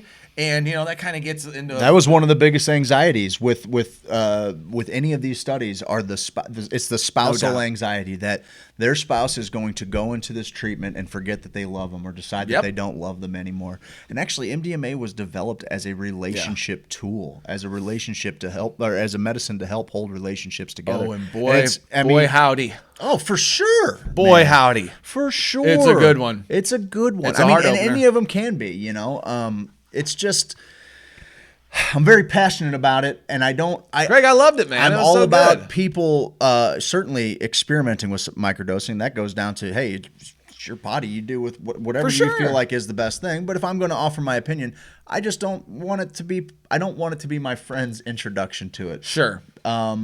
Well, I think if you're talking to a little bit different generation too, if I'm 22, 23, trying to make my way in some sort of graphic, creative world, little microdosing after I've, kind of had that ceremony, I think a little microdosing on that level, when you get it, when it's in there, or a little, I love when a ceremony will last a little while. a week, 2 weeks, 3 months sometimes. Where especially with sometimes MDMA, it takes months to integrate. Sure, Yeah. and not only to integrate, but once you get integrated, you can also go. Let me go back to that spot that I was at when I was You get a little when I recall? had my heart open. Oh, okay, yeah, you can kind of recall that. So I don't know, man. These conversations are what we need to have. Yeah. I can't Well, wait for people to read the blog. And I It's want gonna to be awesome. acknowledge, and I don't think I even did in the blog, but I want to acknowledge that there are also health benefits to certain microdosing protocols. Like Paul Stamets' protocol is one that it's a microdose of psilocybin mushrooms, lion's mane mushrooms, and niacin. And the combination of those three, the niacin helps flush the nervous system, basically. Yeah. The lion's mane helps nerve growth, which is basically. cool sounding. It helps nerve growth, neurogenesis, and then the psilocybin actually just helps it fire to that. So like with the combination of firing it to the tips of all of these different little tendrils inside of your brain, the lion's mane help make maybe every time it fires, that lion's mane just extends that out just a little bit. So there huge. There is some data that is coming in that's showing that through different I don't know that the same thing can be applied to LSD or to other things that are microdosed. But there are microdosing studies for certain substances that show that there are actual physical health benefits. You thought I forgot about you, didn't you? No, I didn't. Y'all talking about sucking the adrenal glands out of baby dolphins? Because don't even think that that's not what we do. I'm the rich elite. Oh, thanks, Mark. What do you think, man? You want to go to a break? Go to a break. We And got a then, minute with Mike. we got a minute with Mike coming up. And then After that, streaming we'll picks. come back, do some streaming picks, and tell all these people how much we love them. Guys, thank you for, how can you sign up for a study? There's actually a few different studies. If you go to microdose.me, Hank the Tank, you can actually, hey, we're just going, I got it right here. What happened? If you want to get, if you, I don't know, Steve's quick on the trigger. I He's quick on the trigger. I just had this. 'cause- It's all good. Go to microdose.me, which is Paul Stamets' protocol, and what they're, What's his name? Hank? Got it. what they are doing is they're actually gathering data from people who are doing microdosing at home. So that's also another really great way, because just like we were talking about with George Mashore, in order to do these studies, you can only do so many people, right? And so Yeah. it's just really cumbersome red tape to get through. But if all of a sudden they can create this place where people can anonymously upload their own microdosing experience, they can actually build some parameters for which they can build studies around that. So if you want to contribute to it without being, also you can go to if you go to maps.org, there is a tab that shows all kinds of different ways that you can get involved in psychedelic research. Johns Hopkins has a tab on their site where you can sign up to be a part of their research. University of Phoenix. And what was the guy? Everest College? Was that? Hey, yo, what's up, guys? You're just going down to Everest College. You change your whole life, man. You're sitting on the couch right now. You're watching Hoosier Sophisticate. What you should be doing is signing up at Everest College for that microdosing seminar. You know what I mean? Come on, man. Everest College, do it. Michigan has some programs now. Michigan's got programs. Ohio State has programs. Yale's got programs. There's programs everywhere. You want to go on the other side of the pond? Imperial College of London professor David Nutt has been doing this forever, and underneath him is Robin Carhart Harris and our buddy Chris Timmerman. There is so much awesome psychedelic research going on, and you can be a part of it. I'll happily post some links as soon as Facebook gets off my fucking nuts. They're not. 2 more days, guys. What? Let's go to commercial, guys. Stick around in about 5 minutes. We'll come back with a little Minute with Mike.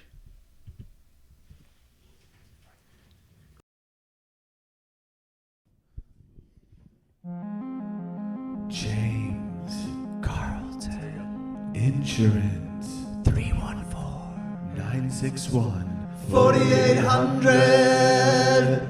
Handsome, Amazing. astonishing, Astounding. fabulous, Incredible. fantastical, Phenomenal. prodigious, Stupendous. unbelievable, Wondrous. divine. Fantastical. No, seriously, he's fantastical. You got a house. Go on and get it insured. You got a car. You gotta get it insured. You got a life. Go on and get it insured. Carlton. CarltonInsurance.net.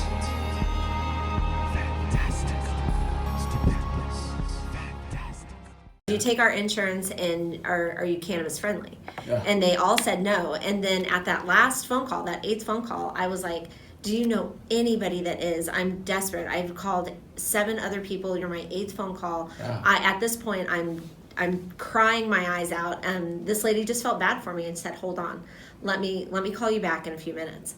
And they called me back and they said that they would take him, but under a certain amount of conditions. And the main condition was that if they felt that cannabis was not working for him, then they would take him from us and put him in and Child Protective Services, and then they would take the other 2 kids too. Oh, because they were both underage. Then and we would be charged with child endangerment. So they'd go to federal prison. Yeah, we would go to federal prison. So we said, bring it on.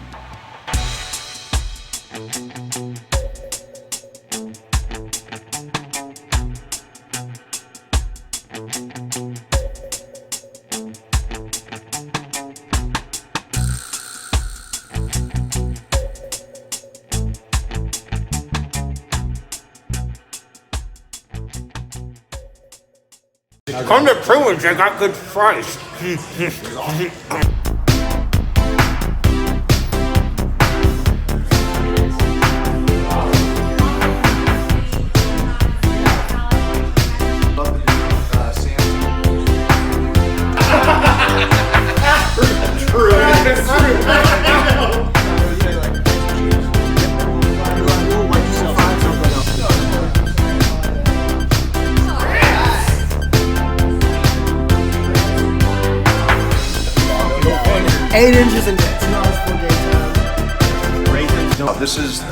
This is one of the best Cubans. I try a Cuban everywhere I go, and this is one of the best damn Cubans I've ever had.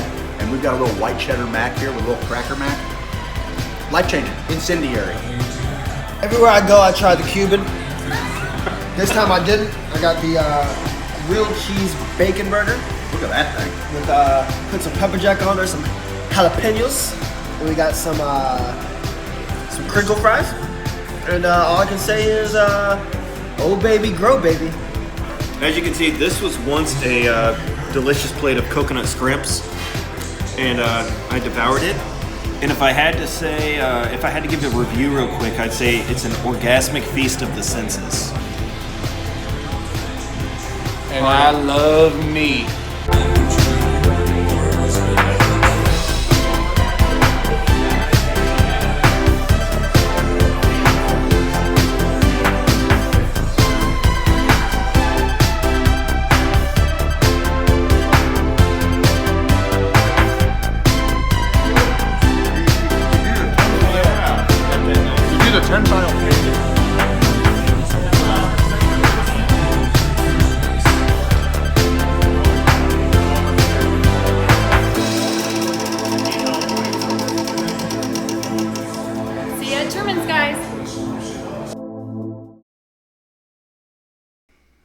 Welcome back, everyone, to Hoosier Sophisticate.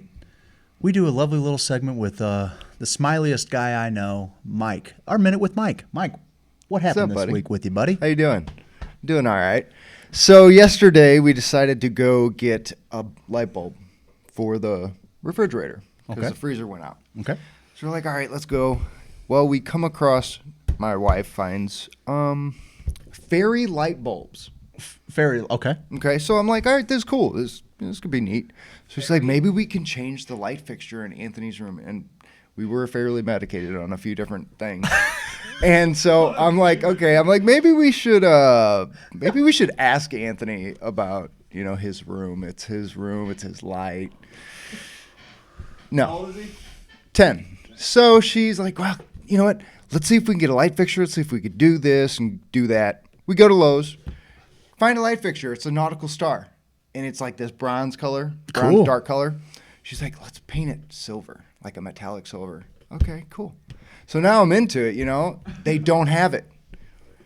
So she calls Fenton, or the guy helps us. He calls Fenton. He gets it on hold. We go all the way out to Fenton. We get this light that's on hold, go home, paint it, I take down the old one, which is like one of those ones you stick in an apartment. You know, just the flush mount, round ones. Okay. Take it down. I put the new one up. My son comes home and he's like, yeah, I don't like that. That's like, I don't like it at all. I'm like, oh. There's the other one, like in just pieces, scattered. I don't even know if I have it all. And I'm like, oh my God. So this is mine now because I painted it. I can't take it back. And my son decided to spray all the styrofoam with the metallic spray paint. And guess what? It eated it all away. It ate it away. So Eated it all up. Eated it all up. So then he cuts a hole in the box. So I can't do anything with the Well, it box. sounds like he's And got I'm himself a light fixture. I'm like, this is great. So we take the light fixture back down, and I put the old one back up, and we just package it away for a later date. So it's like we wasted a half a day with this plan of a fairy light bulb, which You were just going sounded for a light. kinda So neat. did the light just not work in his room? He just needed a Oh light no, bulb? she just wanted to change it. Fair And I enough. was like, okay, cool. I was like, that sounds like a good idea.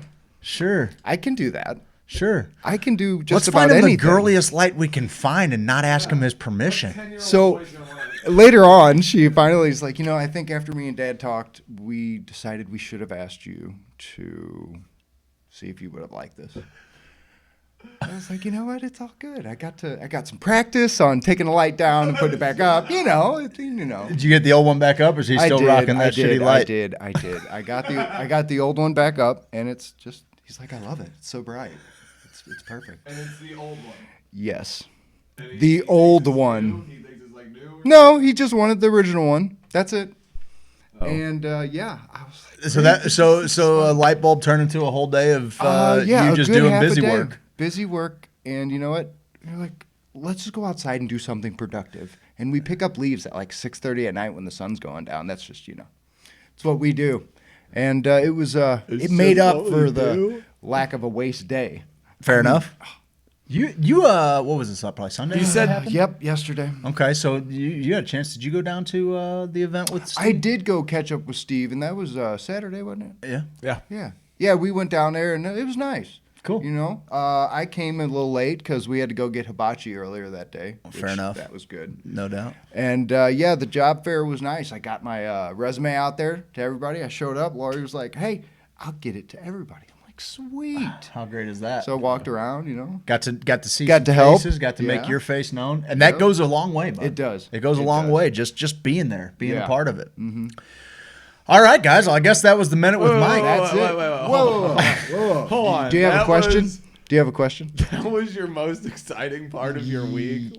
Yeah, I mean, I'm sorry. I guess it wasn't good enough. I guess it wasn't Hoosier enough. I'm sorry. Or if it wasn't I'm just sophisticated. curious as to why you haven't blown your brains out yet. When I was on the ladder, I had to look at the ceiling really closely just to not lose my shit. And you're the dad. And I took myself to a place that I was like, you know what? Just calm the fuck down because this is what you do, okay? You do shit. What you do for a living. And sometimes you Every got to now take it and back then down. the cobbler's got to make his And wife you know a what? pair of shoes. It's you my know? son and it's my wife, and we got to spend time together.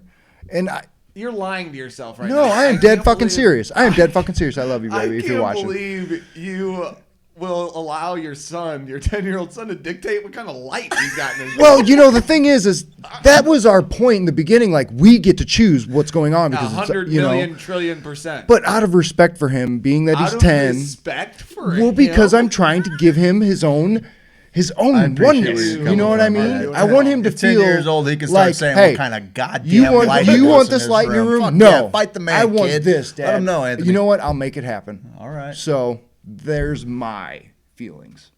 Feel better about that now, Steve? Nope. That was your minute with Mike, Thanks, ladies guys. and gentlemen. Thanks, Mike. Good job, Mike. That was good stuff. Your mic's still on over there. Just FYI, I'm back into the picture. That purple rain shirt is giving me life. Eated it all away. I like that. I found I needed a much smaller dose of Sykes after my big reset each year. Damn right. That's a huge, Damn right. a huge part of it for sure.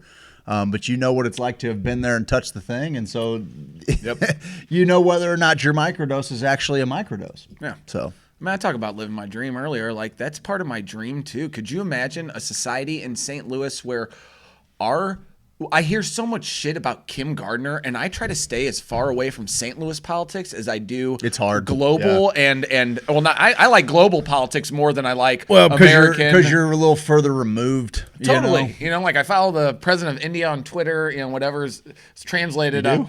Yeah. I follow Ai Weiwei, and everything is in Chinese characters. I don't even know why I follow him other than he's a revolutionary. I'm there too. I watch all of his documentaries. I think he's a great artist, and I'm like, I don't know what the hell you're tweeting, but if there's going to be any civil unrest on the other side of the globe, you're going to let me know about it. I'm trying to be cultured. I don't know what the fuck I'm doing. I don't know. I go to the play. Yeah, exactly. I go to the play. Surprise, for sure. But no, that. Just it kind of bogs your senses down, and you get caught up in this. Oh, that's bullshit. That's bullshit. That's bullshit.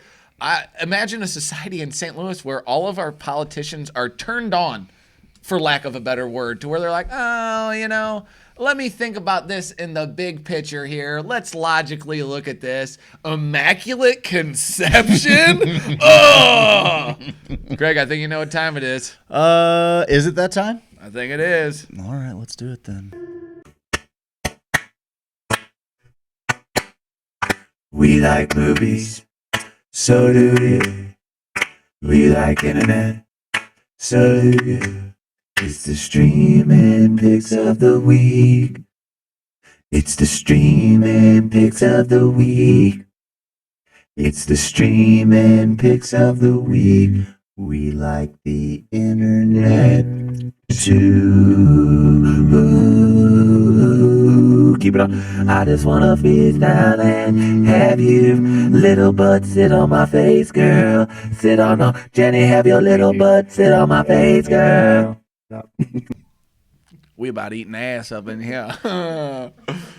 Steve, what you been watching? Steve, what have you been watching? Butt eater? What you been watching there, ass man? Well, let me show you right here, because it's great. This is a little show I like to call The Bachelor. It's back. Craig, don't do that to me right now, okay? Because I don't know what you're talking about. The Bachelor's great. You're starting to rub your face. I don't like it. All right, Mike's over there in the corner. He's sitting by that girl's head. What a freak. He's like, fucking, like, yeah, what a weirdo. Touching her hair. Guy, freak can't do that. Okay, so this guy's name is Pete. Pete is a pilot, okay? So he's got all these gals, and they're all vying for his love. The reason I like the show is because all these 9s Is Pete really a pilot? He's for not. Sure. He's not a real person. He flew one in a plane. He's great, but he's kind of a dork. He's all right. I don't know. That guy's a dork? Yeah, a little bit. He was a quarterback in high school. He's a fucking big dork. He's a big dork. Quarterback in high school, full ride to Auburn, fucking commercial pilot, 3-pound 12-inch hog. cock. Big, huge nerd. Yeah, and a trust fund for like $38 million. He's an asshole. So the whole deal is you see these 9 and 10s broke down, and you see the I believe in love as a real, true, hard World War I trenches shit, baby. Along with the parades at the end and the beautiful moments. This shows every person what a facade love can be for people. If you take them on a trip, dude, you could go on a trip with 22-year-old Craig goes on a trip with this gal who's beautiful, I'm so but you glad. don't get along that well. You're not gonna think, oh, I could fall in love with this broad. No, I could fall. And this week was great. This was one of the best weeks ever. Let me pop up this picture. I think it's the first one. Okay. So the chick on the left, these two are both beauty queens. The chick on the left is acting a little fake every time the cameras come around. No. She's like, oh, hey, kind of puts on a little thing. But I'm like, hey, she's a beauty queen, Like, obviously you're going to put on... She's polished. If the cameras are on me, could you imagine the cameras on me on this fucking show? Like, No. Okay, let's get over it. So the other girl had met her before. Well, they had met before the show. The brown-headed girl said, don't say anything about us meeting to the producers. We might get taken off the show if they know we're friends. The blonde girl says, okay. They had gone to a trip before. They were actually friends. On the show, all the girls, one girl, this is a problem. This is the problem, ladies. One girl sees that the brown-headed girl is kind of fake around the cameras, and she thinks that she's got to say something to Peter because she's got to hold his heart, and she has his best heart intentions at hand here. And so she has an option here. She has an option here. She has an option not to say anything, to play this out, to see Peter if he figures it out on his own, or he has an option to tell Peter that maybe this girl ain't here for the right reason. Now Peter's head is, what this girl did with this this one thing that she thought she was helping people with. She imploded the entire show. So the brown hair girl says, I know that blonde hair girl. The blonde hair girl says, I've known her for 3 hours tops. Peter sends the brown haired girl home. Next week, she comes back. Oh, bada bing, bada boom, she's back. Dun, dun, dun, she's back. The producers, the way they play with people's hearts is the most beautiful. It's choice. It's grade A choice. I love it. So anyway, brown hair girl comes back looking like a smoke, dressed in an irons, like coming in, like, and all the girls like, what is this? It's a group date. So there's like 16 girls on a date with one dude. Yeah. Okay. She comes walking in. Well, I didn't get my time with him. She goes back in and says, hey, I just feel like I got thrown off the show for false reasons. That blonde girl, we know each other. So the blonde girl comes in. Okay? And now he's addressing both of them. Was it her idea originally to not let him know, the blonde girl? The blonde girl had nothing to do with it until Peter went to the blonde girl and says, hey, I value your opinion. What do you think of the brown-haired girl? And she goes, well, I don't really know her, and she's probably fake. Because she's a threat, okay? She's a threat. All of them are trying to get rid of this threat. Sounds like you're emotionally invested in the brunette. That's what they think. I just think she's gotten a bad rap. I don't even think she's fine. Okay. But she got a bad rap. I'm just calling strike balls and strikes, queen man. Bullshit. Get out of here with that shit. Yes, queen on her. Okay, yes, queen. So anyway, the blonde girl comes in, and she's like, yeah, we knew each other. We flew on a plane to Vegas, but I was on my phone most of the time, so we really didn't get a chance to become friends. And Peter's like, so you did know her? Like he's got them both in the same room now. So now their words are coming together, and it doesn't add up. Okay, it's not adding up. So then she says, oh, well, my truth in that moment,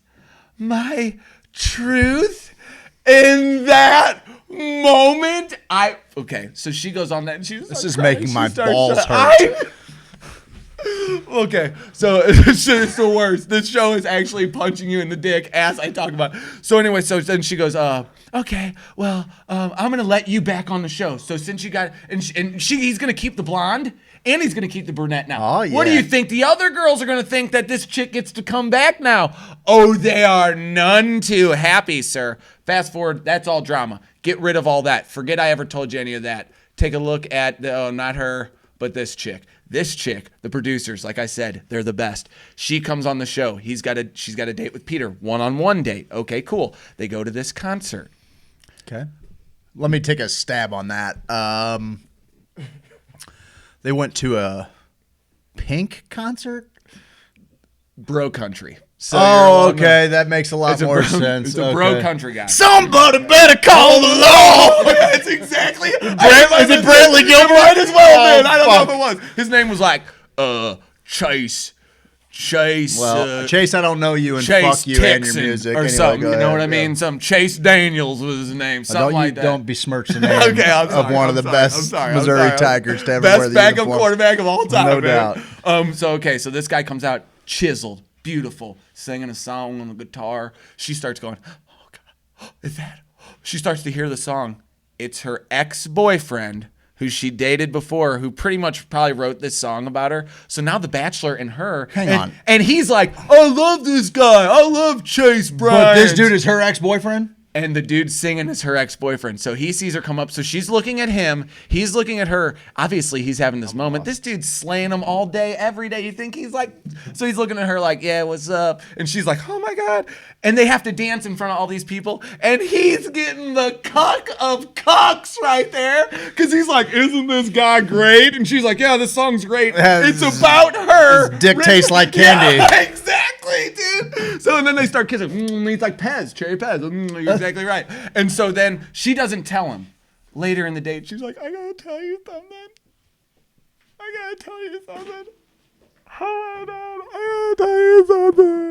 Okay. She's that chick.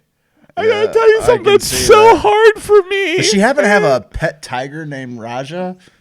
Oh Maybe. I don't know. He's got a bunch of dimers. I'll give him that. It's got to be tough. I hope so. It's a gotta goddamn be tough. network television Because you're show. obviously your dick, like your heart's going, yeah, cool, but your dick's like, oh, I bet she does the worst things to me. Pick her, because you can't bang any of them. They're just parading Is that them a in rule? front of you. They've broken it a few times. Well, you're on camera 24/7. So if you do any little, they'll pick that up and put slurping at the bottom. Damn right they do. Yeah, they will put in parentheses slurp Goddamn right noise. they do. Now you guys know why Krager's never been picked as the Bachelor. Is that the reason? Okay. So that happens. Well, then she tells him. They're clearly stepping he- over my obscene wealth and boyish good looks. And he's like, wait a minute, that guy was your ex-boyfriend? And he's like, and we were up there dancing and making out to him playing. She's like, I know. He's like, I had a hard on. Yeah, I know. And he didn't. That made him even harder knowing No that. doubt, yeah. So, and it was funny because him and the guy were It's a talking. fucking power game, man. Exactly. So the show is great. There's another chick. Well, who's the other gal here? I don't know. She's Low just- rent she's just Tiffany one of my Amber favorites. Thiessen. She's The on low rent Kelly Kapowski. Okay. But it's just a great. You got like a Weezer album here.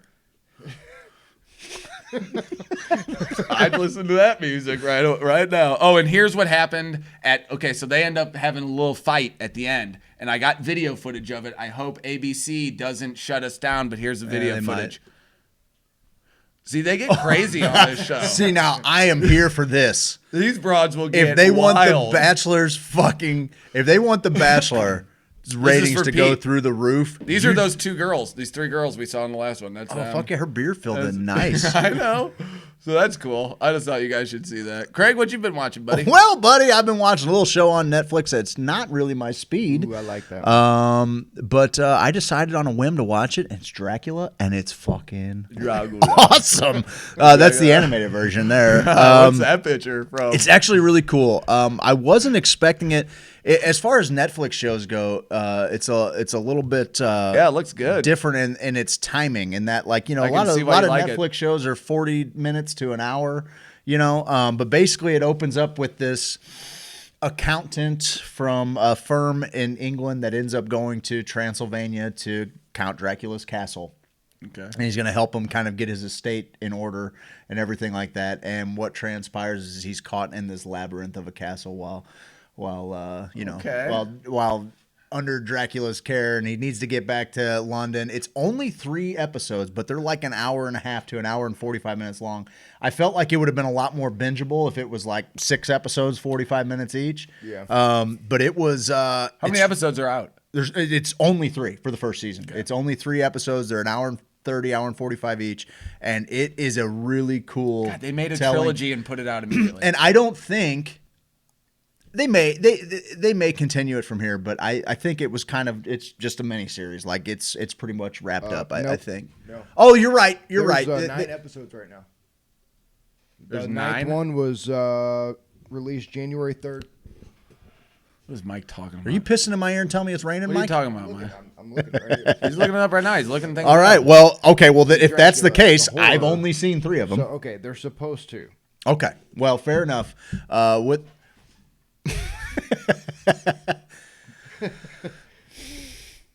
No. Anyway, I really enjoyed it, man. Like, I'm typically not into vampires. I Well, do you like dress up as the the Twilight characters every year do for that like one the- weird thing you I guys do do. like the stories. I do like the story of Bram Stoker's Dracula, and this is kind of just a really cool retelling. Takes place, 1800s. Travels from Transylvania to England, and then from England to the States. Be honest with me. What's up? How many times did you jerk off to Bram Stoker's Dracula? The movie? Yeah. Remember when all those chicks came out at the beginning? Oh yeah. See, like, for Or was me, that the that's what different these one? kids Was that will a different never- one? These kids will never. Wasn't that the one where all the chicks came out on the bed? Or is that the one is Keanu Reeves in a vampire movie? No, not that I know. of. There's a scene where all the chicks are like coming up on the bed and like grabbing them, and He is dead.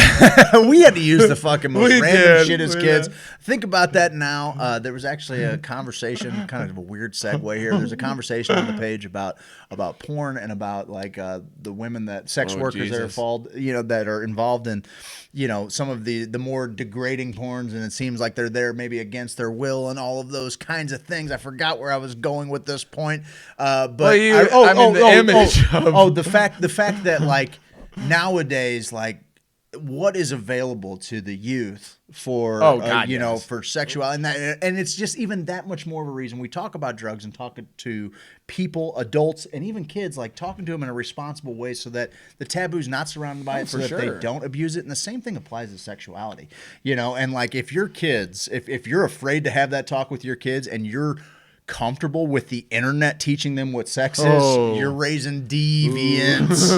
Okay. Oh, you're probably raising deviants anyway. At least let them know. It was Bram Stoker's Dracula with the naked chicks. Oh man, was that great, Nenzi, or what? No George doubt. Nolan, best show to trim to. That's our dude. He's trimming the choice nugs too. Dude, George. My God, the Missouri and I don't even know what I can say, but holy shit. Well, I'll tell you what we can say. There are people in the state of Missouri right now that are growing some of the greatest cannabis in the world, dude. And I'm a snob. There's always people out west or in more established markets that are happy to come in and take shots at with the Missouri mids, and it's become this joke, right? Michael Forquer, all of our buddies, Noah Brown, all those guys in the middle of the state. They're like, you know what? Fuck yeah, we smoke Missouri mids, and I love that shit. Like, yeah. It's the same way. The very first time I went to Arkansas, right? Like, I always had this idea of what Arkansas was because that was just like the backwoods hillbilly state, man. And I went down. Razorbacks. I went down into Arkansas, and I'm like, it's beautiful. They're all laughing at the rest. They're like, yeah, go ahead and call us toothless hillbillies. We live in fucking paradise. It's the most beautiful earth in the country. Like they're just out in the woods. It's awesome. And I think of it the same way as like I have always been comfortable with other people thinking something about me that is totally not true. For sure. And so I'm happy to fucking run with that. I am not bullshitting when I say that there are Missourians. I'll put them up against any motherfucker in the world. And they're growing the best weed in the world right now. They could enter it in any cannabis cup in a blind study, and they're going to fucking get the scores. We grow great dope in Missouri, and I'm fucking super excited about where we're going with it. As I've been to, I've been to Colorado, but I've been to Colorado once and Amsterdam once. Bought what I thought was the best weed there. Yep. The shit I've seen in Missouri. It's right there. I don't know if it's just me. It fucking blows it away. And since it's just plant to, like the shit I've seen on those pages, the plants that patients are growing at home. No doubt. Oh, that's why it's totally shifted me on the growing. Straight up, kudos to all of the people that are taking their time. People like Josh Loftus, people like George Nolan. Yes.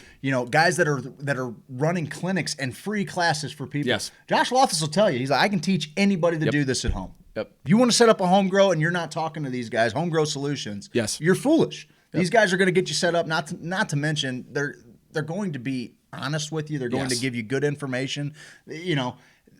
We are blessed. Guys, we are blessed with Missourians who know this shit as well as anybody else out there. Don't be fooled into thinking that because somebody has a license to do it in another state that there aren't dudes that already know how to do this shit at a world-class level. We have elite growers in this fucking state, and I am fucking happy that we're Missouri made, they're Missouri made, and we're just trying to bolster this fucking industry, man. And like that's why I'm okay being patient to get the language right on a rec bill, guys, because right now, you're right. We need prisoner. Well, there are all kinds of things that are still not right with everything, but there is amazing medicine out there. It's not hard for you to become a patient. It's not hard for you to have a caregiver or to set up a grow. There are people that are out there to help you.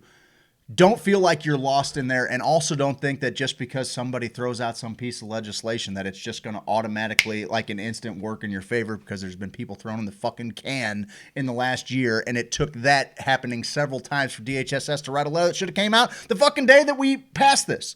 At least the day that they started giving out licenses. There are so many people. We were talking about this. They were saying, oh, there's only 40,000 patients. As soon as there's dispensaries open, those fucking floodgates are going to open, and there are going to be a shitload more patients. The people that bought now did so under the impression that they were legally allowed, and they are legally allowed to be in possession of their medicine. And so now to make any other case otherwise, then okay, fine. The fucking state owes everybody their money back. What the fuck did we give? Why have they made $4 million in fucking license fees if you're not legal, if you can't be legally in possession of your medicine? That whole line, that whole argument, however that is proposed in the courts is fucking nonsense. It can't be both ways. The state can't be making money off of you to tell you that it's okay to be in possession of this medicine, and then ultimately all of its enforcing agents are still arresting you for being in possession of the medicine. That fucking don't jive. Amen. Amen. Amen. My man. Speaking my language now, baby. You know how it goes, baby. Guys, thank it. you so much for joining us yet again. We're the What a only weirdos wonderful doing week. 2 hours of psychedelic cannabis news in St. Louis, Missouri. We're yours, okay? Whether you like it or not, okay? We love you guys. Congratulations to our Chiefs. Way to bring the medal home. Missouri, Sure. Missouri's holding the 2 main trophies. The only state in the union that's doing it. The Cardinals are going to go and get that World Series trophy this year, but not before the motherfucking Battlehawks come out with the fucking. I got a shout out my plowboy today, and I don't want to say I invented cacaw. Buddy, believe you were. If you didn't, I was going. I think people extrapolated that into perhaps, but if you did it, you were at the forefront of it. As for soon sure. as the You team were got right named, there. I was on Twitter. The cacaw has taken off, and the way that people are pissed off about it fucking gives me life.